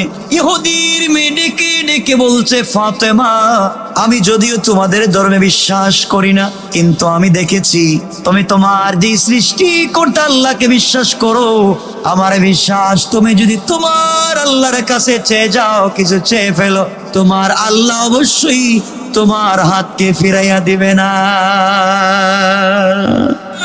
আমার বোন, আমি দেখেছি তুমি সারা রাত্র যে আল্লাহর জন্য কান্না করে কাটাইয়া দাও, আল্লাহর কাছে যদি তুমি কিছু চাও, আমার মন বলতেছি আল্লাহ তোমাকে ফিরাইয়া দিবে না। ফাতেমা আবেগী হয়ে গেলেন, আবেগী হয়ে এক পর্যায়ে বলে ফেললেন, বোন রে ইনশাআল্লাহ কথা দিলাম আমি তোমার বিয়েতে যাব এবং পৃথিবীর সব থেকে দামি কাপড় পরে যাব। সুবহানাল্লাহ। ঘরে কোনো কাপড় আছে? কথা কয় না কেন? টাকা পয়সা আছে? বলে ফেলছি ইনশাআল্লাহ যাব। আমার বন্ধুগণ, মেয়েটা চলে গিয়েছে তার বাবার কাছে গিয়ে বলছে, আব্বা জান, ফাতেমাকে বলেছি ও কিন্তু আমার বিয়েতে আসবে এবং কথা দিয়েছে পৃথিবীর সব থেকে দামি কাপড় পরে আসবে, নচেত আসবে না। ইহুদি মনে মনে ভাবতে লাগলো, ঠিক আছে তাইলে ও কাপড় পাবে না, তোমার বিয়েতেও আসতে পারবে না। এদিকে বিয়ের দিন শুরু হয়ে গেল, আগামীকালকে বিয়ে। সংক্ষেপ করে বলছে রে মুসলমান, ইশার পরে ফাতেমা চিন্তা করলেন আগামীকালকে বিয়ে, এখন পর্যন্ত কাপড়ের কোনো ব্যবস্থা হয় নাই। আমি তো আদা করেছি বিয়েতে যাব, কিন্তু কেমনে যে কাপড় যে নাই। আল্লাহ বলে দিয়েছেন, গোলাম রে, কোনো বিপদে পড়ে গেলে কিছু সাহায্যের যদি প্রয়োজন হয় ধৈর্য ধারণ করবা আর সালাত পড়বা। ধৈর্য ধারণ করে নামাজের সিজদায় গিয়ে যদি আমি আল্লাহকে বলো, গোলাম তোর দিল যদি পরিষ্কার হয় রে গোলাম, চাইতে দেরি হবে, আমি আল্লাহর পক্ষ থেকে সাহায্য আসতে দেরি হবে না।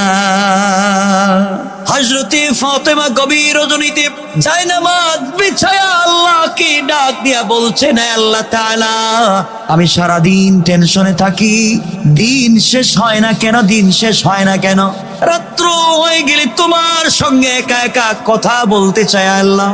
দুনিয়ার জমিনে কেউ জানে না তোমার সঙ্গে আমার কেমন সম্পর্ক।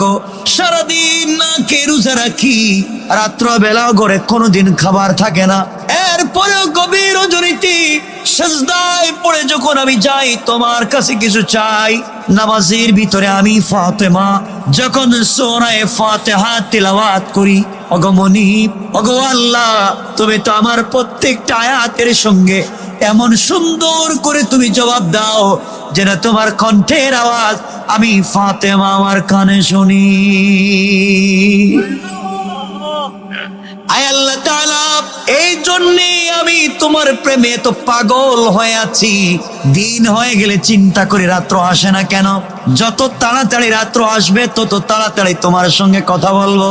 আয় আল্লাহ তাআলা, তোমার সঙ্গে আমার দীর্ঘদিনের সম্পর্ক, প্রতিদিন তুমি আমাকে বলো তোমার কাছে কিছু চাওয়ার জন্যে। আল্লাহ, আমি তো তোমার কাছে কিছুই চাই না, গাড়ি চাই না, বাড়ি চাই না, সম্পত্তি চাই না, কিছুই চাইলাম না।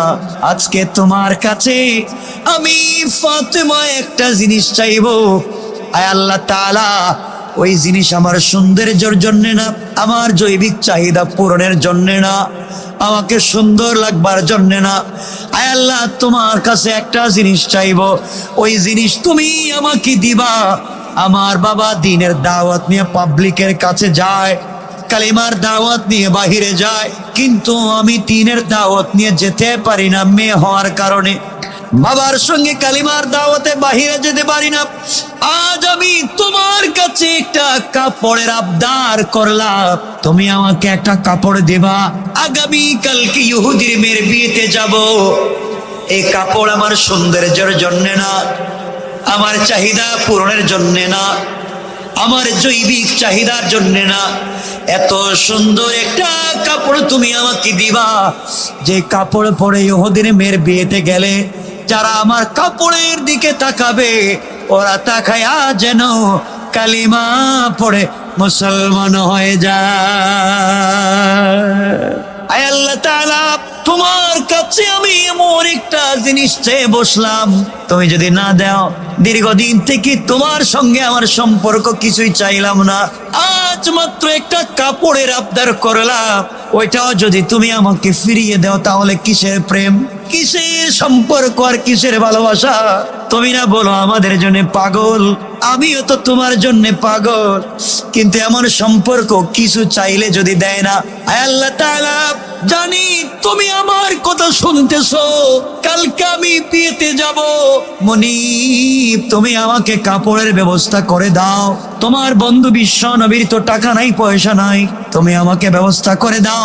সংক্ষেপ কথা, হযরতে ফাতেমা কান্না করতে লাগলেন, তাহাজ্জুদের সিজদায় কান্না করে করে কাঁদলেন, চোখের পানি ছেড়ে মোনাজাত শেষ করে যখন জায়নামাজ উঠাতে গেলেন, জায়নামাজ উঠাতে গিয়ে দেখেন ঘরের কর্নারে 2 প্যাকেট কাপড়কে রেখে চলে গিয়েছে।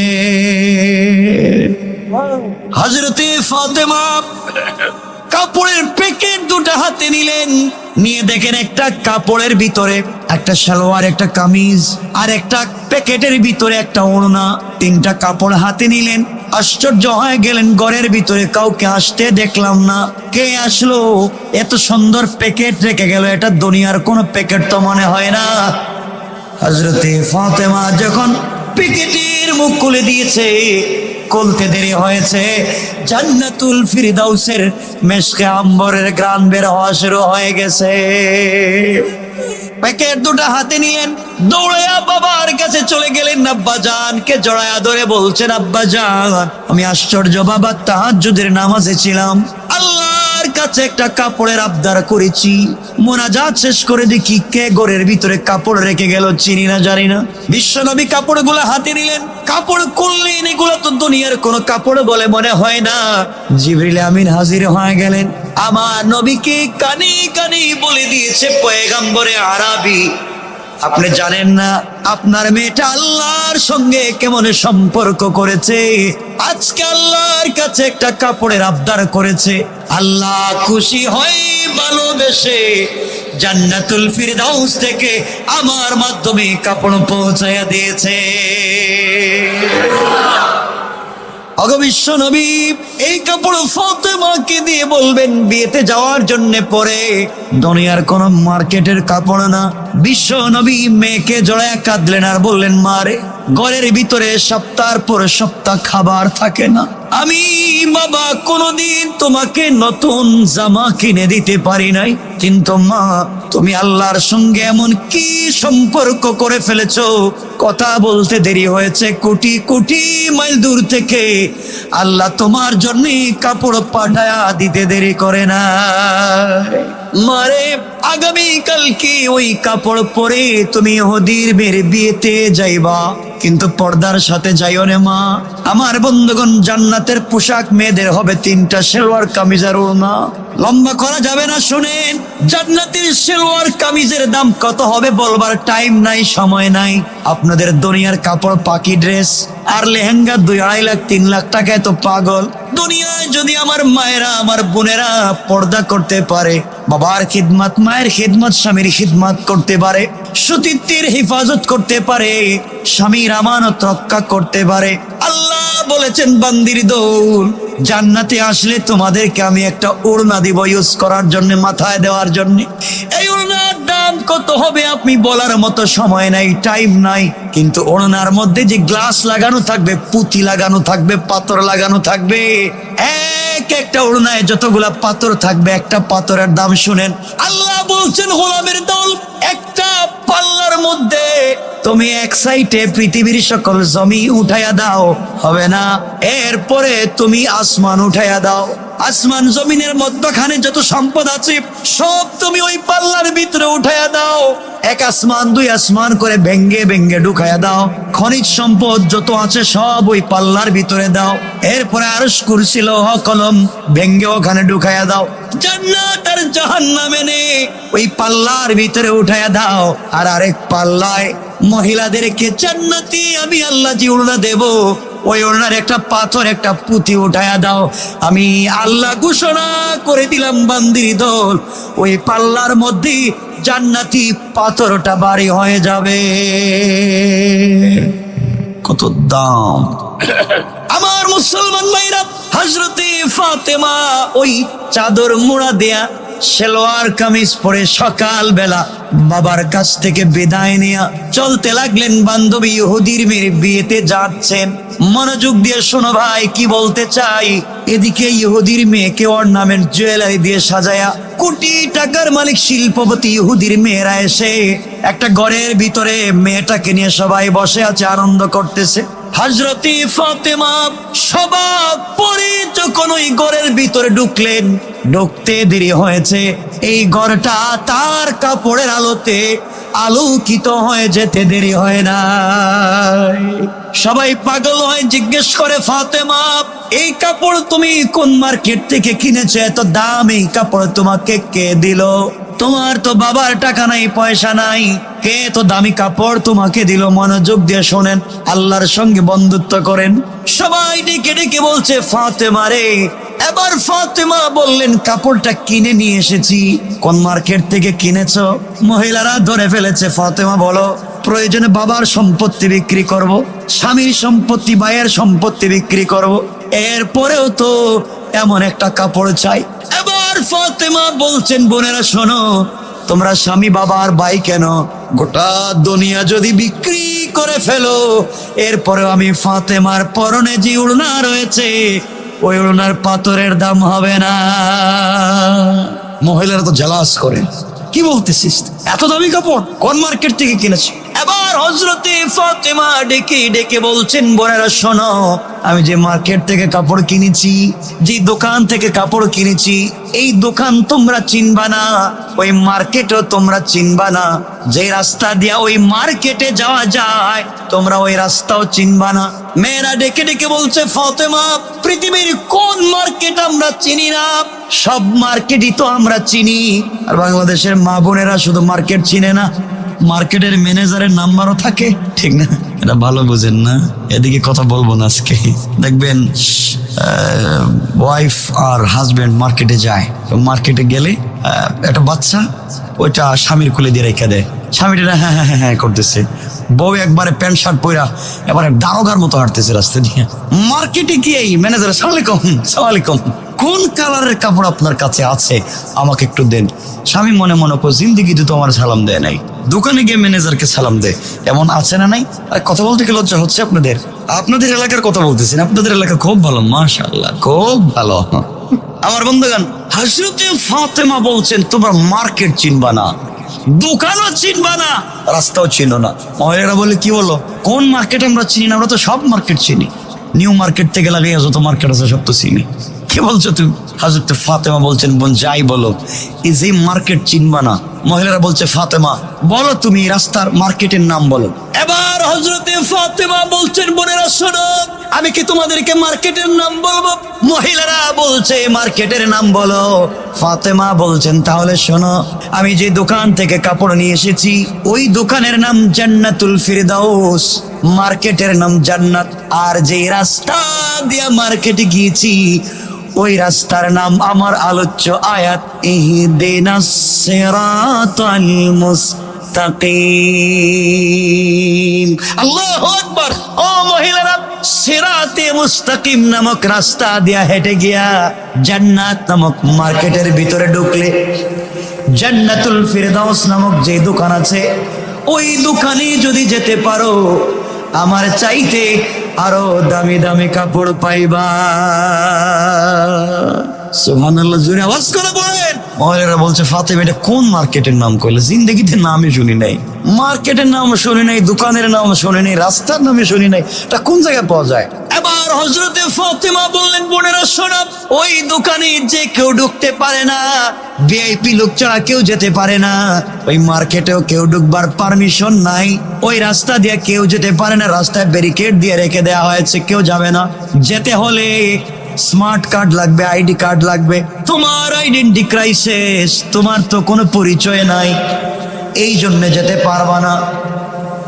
একটা অরিজিনাল পরিচয় লাগবে, আইডি কার্ড লাগবে, স্মার্ট কার্ড লাগবে, পিন নাম্বার লাগবে। ওই স্মার্ট কার্ডে একটা পিন নাম্বার আছে, ওই পিন নাম্বার যদি মনে রাখতে পারো, ওই পিন নাম্বার যদি মনে রাখতে পারো, মুখস্থ করতে পারো, তাহলে কার্ড পাইবা, কার্ড পাইলে রাস্তা পাইবা, রাস্তা পাইলে জান্নাত নামক মার্কেট পাইবা, জান্নাত নামক মার্কেট পাইলে জান্নাতুল ফিরদাউস নামক দোকান পাইবা। মহিলারা আবার বলে, ফাতেমা বলো ওই স্মার্ট কার্ডের নাম কি? ফাতেমা বললেন, স্মার্ট কার্ড যে কোম্পানি দিয়েছে কোম্পানির নাম ইসলাম, স্মার্ট কার্ডের নাম আল কোরআন, আর পিন নাম্বার হচ্ছে লা ইলাহা ইল্লাল্লাহু মুহাম্মাদুর রাসূলুল্লাহ। ও বোনেরা, এই লা ইলাহা ইল্লাল্লাহ নামক যে গোপন পিন নাম্বার আছে, কলবের ভিতর অন্তরে যদি জায়গা দিতে পারো, ইসলাম নামক এই কোম্পানি থেকে যদি তোমরা আল কোরআন নামক স্মার্ট কার্ড বুকে ধারণ করতে পারো, এই পরিচয় নিয়ে যদি রাস্তা দিয়ে চলো, গেলেই সামনে তোমার ভিতরে ইসলাম আছে, কোরআন আছে, পিন নাম্বার আছে, দেখালেই তোমাকে সিরাতে মুস্তাকিমের রাস্তা দেখায় দিবে। ওই রাস্তায় চললে সামনে গেলে জান্নাত নামক মার্কেট পাইবা, ওই মার্কেটে ঢুকলে জান্নাতুল ফেরদাউস নামক দোকান পাইবা। মহিলারা বলে ফাতেমা পাইতে হলে কি করা লাগবে? পাইতে হলে একটাই পথ, এই কালিমা কলবের ভিতরে জায়গা দেওয়া লাগবে। মহিলারা বলছে আর কিছুই চাই না। ফাতেমা তুমি হাত বাড়াইয়া দাও, এই মুহূর্তে আমরা সকলেই কালিমা পড়ে মুসলমান হয়ে গেলাম। অনেকদিন আগে একজন বাদশাহ, ওনার ছেলের বউ ঘর থেকে বের হয়ে রাস্তা দিয়ে হেঁটে যাচ্ছে। একজন ফকির ভিখারি, কাপড় ছেঁড়া, মুখে দাড়ি, আল্লাহওয়ালা তাহাজ্জুদওয়ালা বুজুর্গ রাস্তা দিয়ে হেঁটে যাচ্ছে।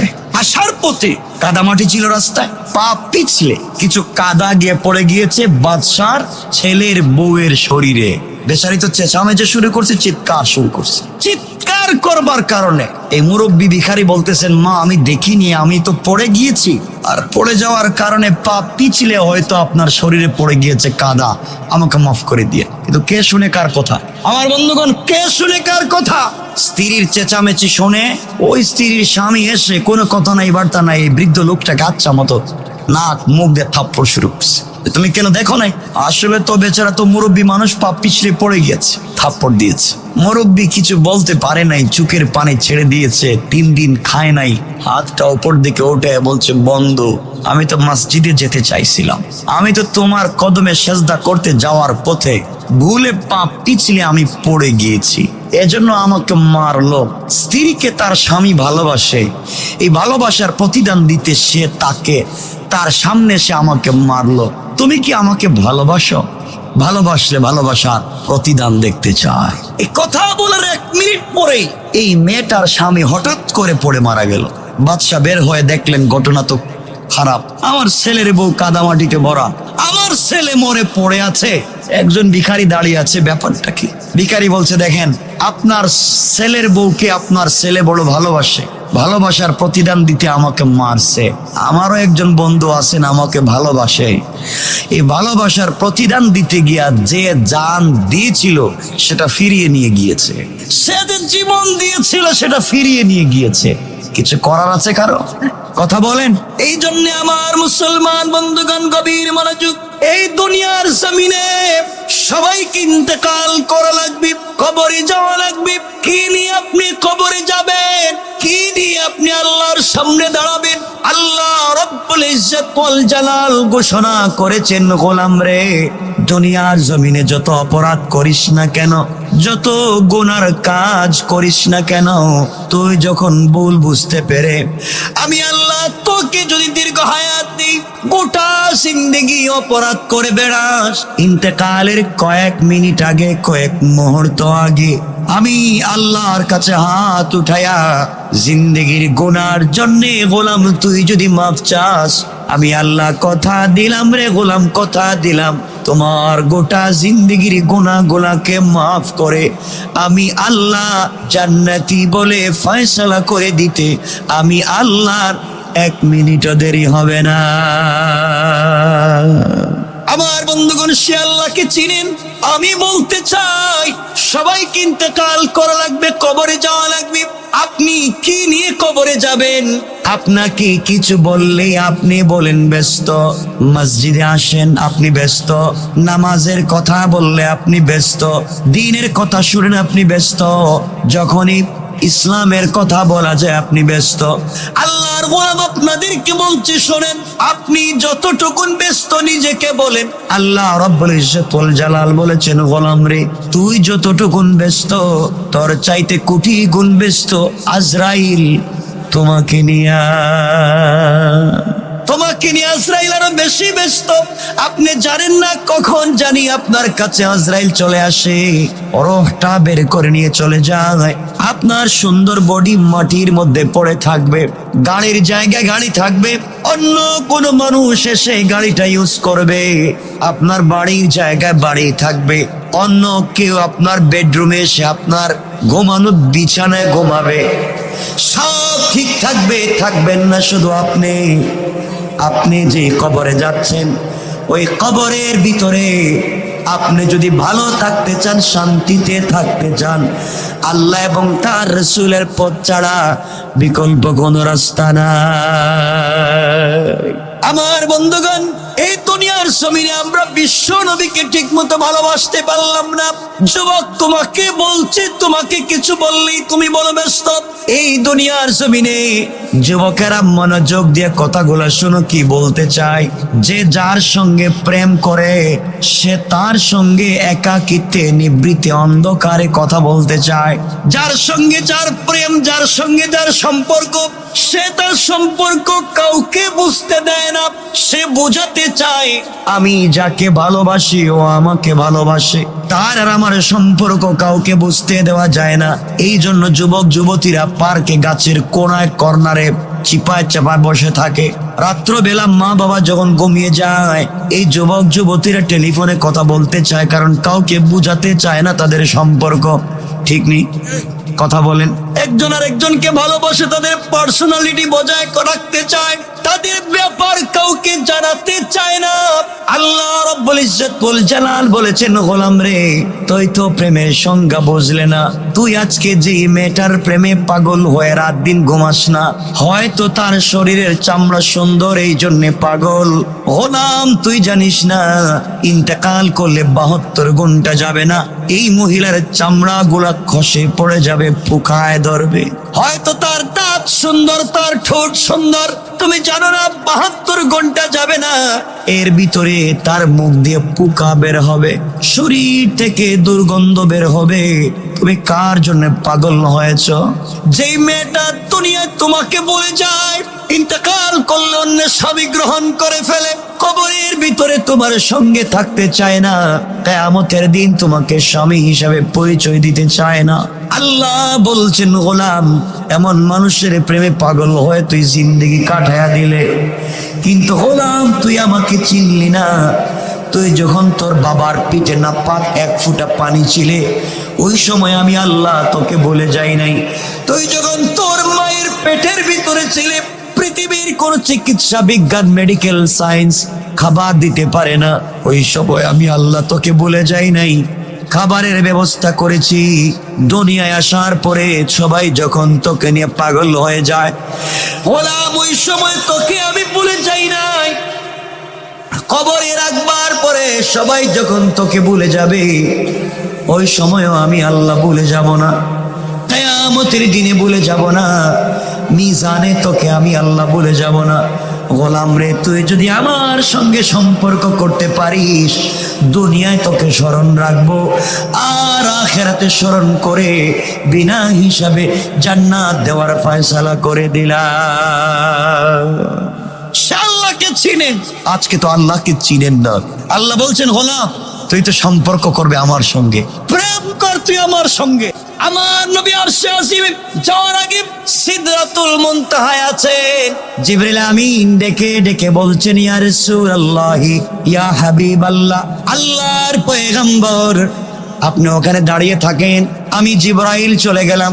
বিশ্ব নবী ডেকে বলছেন, জিবরাইল তুমি কোথায় যাও? আমাকে ঘুম থেকে উঠায় নিয়ে এসছো, আমার যে কেউ নাই, ওখানে আমাকে একা রেখে কোথায় চলে যাও? তুমি কি আমার সঙ্গে যাবা না? জিবরিল আমিন বলছেন, ইয়া রাসূলুল্লাহ, ইয়া হাবিবাল্লাহ, আল্লাহর পয়গম্বর, আমার পাসপোর্টে ভিসা আছে, সব ঠিক আছে, মেয়াদ আছে, রোডের পারমিট নেই, এই রোড দিয়ে আমি চলতে পারবো না। যেই জায়গায় আপনাকে দাঁড় করিয়ে রেখে দিয়েছি, ওই জায়গা থেকে আরশে আজিম পর্যন্ত যে রাস্তা, ওই রাস্তা আল্লাহ একান্তভাবে আল্লাহ এবং আপনার জন্য তৈরি করে রেখে দিয়েছে। পৃথিবীর কোন সৃষ্টি জীব যেতে পারবে না। আমি গেলাম। জিবরিল আমিন চলে গেলেন। আমার নবীর হঠাৎ করে মনে পড়েছে, আমি যে আল্লাহর বাড়িতে যাব, আল্লাহর সঙ্গে কথা বলতে যাব, আল্লাহর সঙ্গে কথা বলতে যাচ্ছি, আমার কাপড়গুলো ছেঁড়া, আমার জুতা ছেঁড়া, এই ছেঁড়া কাপড়গুলা নিয়ে আল্লাহর সঙ্গে কথা বলবার জন্য কেমনে যাই? আল্লাহর বাড়িতে যাব কেমনে? জুতার দিকে তাকায় দেখে জুতা তো ছিঁড়ে গেছে, পুরনো একটা জুতা। আমার নবীর মনে পড়ে গেল মুসা কালিমুল্লাহর কথা। আল্লাহ রাব্বুল ইজ্জত ওয়াল জালাল মুসাকে বলেছিলেন, মুসা তুমি আমার সঙ্গে তুর পাহাড়ে এসে কথা বলবা, কিন্তু মুসা তুমি শোনো, ফাখালা নালাইকা ইন্নাকা বিল ওয়াদিল মুকদ্দাস তাওয়া। ও মুসা, এই তুর পাহাড় এটা পবিত্র জায়গা, ওখানে জুতা স্যান্ডেল নিয়ে আসা যায় না, জুতা নিয়ে আসতে পারবা না, জুতা মুবারক খুলে আমার কাছে আসবা। আমার নবী চিন্তায় পড়ে গেলেন। আল্লাহ রাব্বুল ইজ্জত ওয়াল জালাল মুসাকে জুতা নিয়ে আসতে দিলেন না। আমি কেমনে জুতা নিয়ে আল্লাহর বাড়িতে যাই? বিশ্ব নবী জুতা মুবারক খুলে রেখে দিলেন। আল্লাহ ডেকে ডেকে বললেন, বন্ধুরে তুমি জুতা খুলে ফেললে কেন?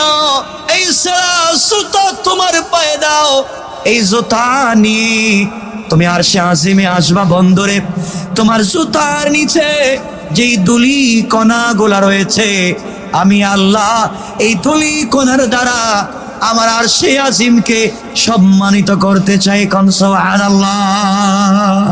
কি সম্মান দিয়েছেন তোমার নবীকে আল্লাহ। সেই নবীজি গেলেন, আল্লাহকে সালাম দিলেন, আল্লাহকে সালাম দিলেন। আল্লাহ বিশ্ব নবীকে সালাম দিলেন, নবীজি সালামের জবাব দিলেন না। আল্লাহ বলছেন, কেন দিলেন না? ওগো আল্লাহ, দিতে চাই না, আমি আসলাম, তুমি আমাকে সালাম দিয়েছ, আমার ভালো মন্দ জিজ্ঞাসা করেছ, তুমি একবারও আমার গুনাহগার উম্মতের কথা জিজ্ঞাসা করলা না। তোমার নবী কেমন, ওখানে তোমার কথা বলে যায়। কষ্ট হচ্ছে আপনাদের আমার বন্ধুগণ? সেই নবী বলছেন, আয়েশাকে, আয়েশা কিয়ামতের দিনে মুসা কালিমুল্লাহ যে আল্লাহর সঙ্গে কথা বলতে পারতো। ফাতেমা এমন হয়ে গেলেন যে আলী তার জিন্দেগিতেও ফাতেমাকে 1 টাকার কোনো জিনিস গিফট করতে পারলেন না, কিনে দিতে পারলেন না। একদিন ওই ফাতেমা রসুল পাকের ঘরে গিয়েছে। রসুল দেখেন হযরতে ফাতেমা বসে বসে নামাজ পড়তেছে, জওয়ান মানুষ। আল্লাহর নবী জিজ্ঞাসা করলেন, কলিজার টুকরা মেরে, কি এমন অসুখ হয়েছে মা? আমি তোমার বাবা বৃদ্ধ হয়ে গিয়েছি, এই বয়সেও বসে বসে সালাত পড়তে চাই না, দাঁড়িয়ে দাঁড়িয়ে পড়ি। মারে, এমন তোমার কি হয়েছে যার কারণে তুমি বসে সালাত পড়তে হয়? আল্লাহ রাব্বুল ইজ্জত ওয়াল জালাল বলে দিয়েছেন, মারে, যতক্ষণ পর্যন্ত দাঁড়াবার শক্তি থাকে ততক্ষণ পর্যন্ত বসে সালাত পড়লে আদায় হবে না। ও মা, তুমি কি নিশ্চয় দাঁড়াতে পারো না? দাঁড়াবার কাজ দাঁড়িয়ে দাঁড়িয়ে করো, দাঁড়াবার কাজগুলা কিয়াম তুমি দাঁড়িয়ে করো। রুকু সেজদা দিতে যদি তোমার কষ্ট হয়, আল্লাহ রাব্বুল ইজ্জত ওয়াল জালাল বলে দিয়েছেন, হয়তো বসে পড়ো, একেবারেই নিচে বসে পড়ো, অথবা পাটা পশ্চিম দিকে করেও সালাত পড়ো, শুয়ে শুয়ে পড়ো, অথবা ইশারায় পড়ো। এরপরও সুস্থ থাকতে বসে সালাত পড়লে রব কবুল করবে না। মা, তুমি কেন বসে সালাত পড়ো আমি জানতে চাই। হযরতে ফাতেমা চোখের পানি ছেড়ে ডাক দিয়া বলেছেন, আব্বা, বসে সালাত পড়ি কেন তুমি আমাকে বলে দিয়েছো,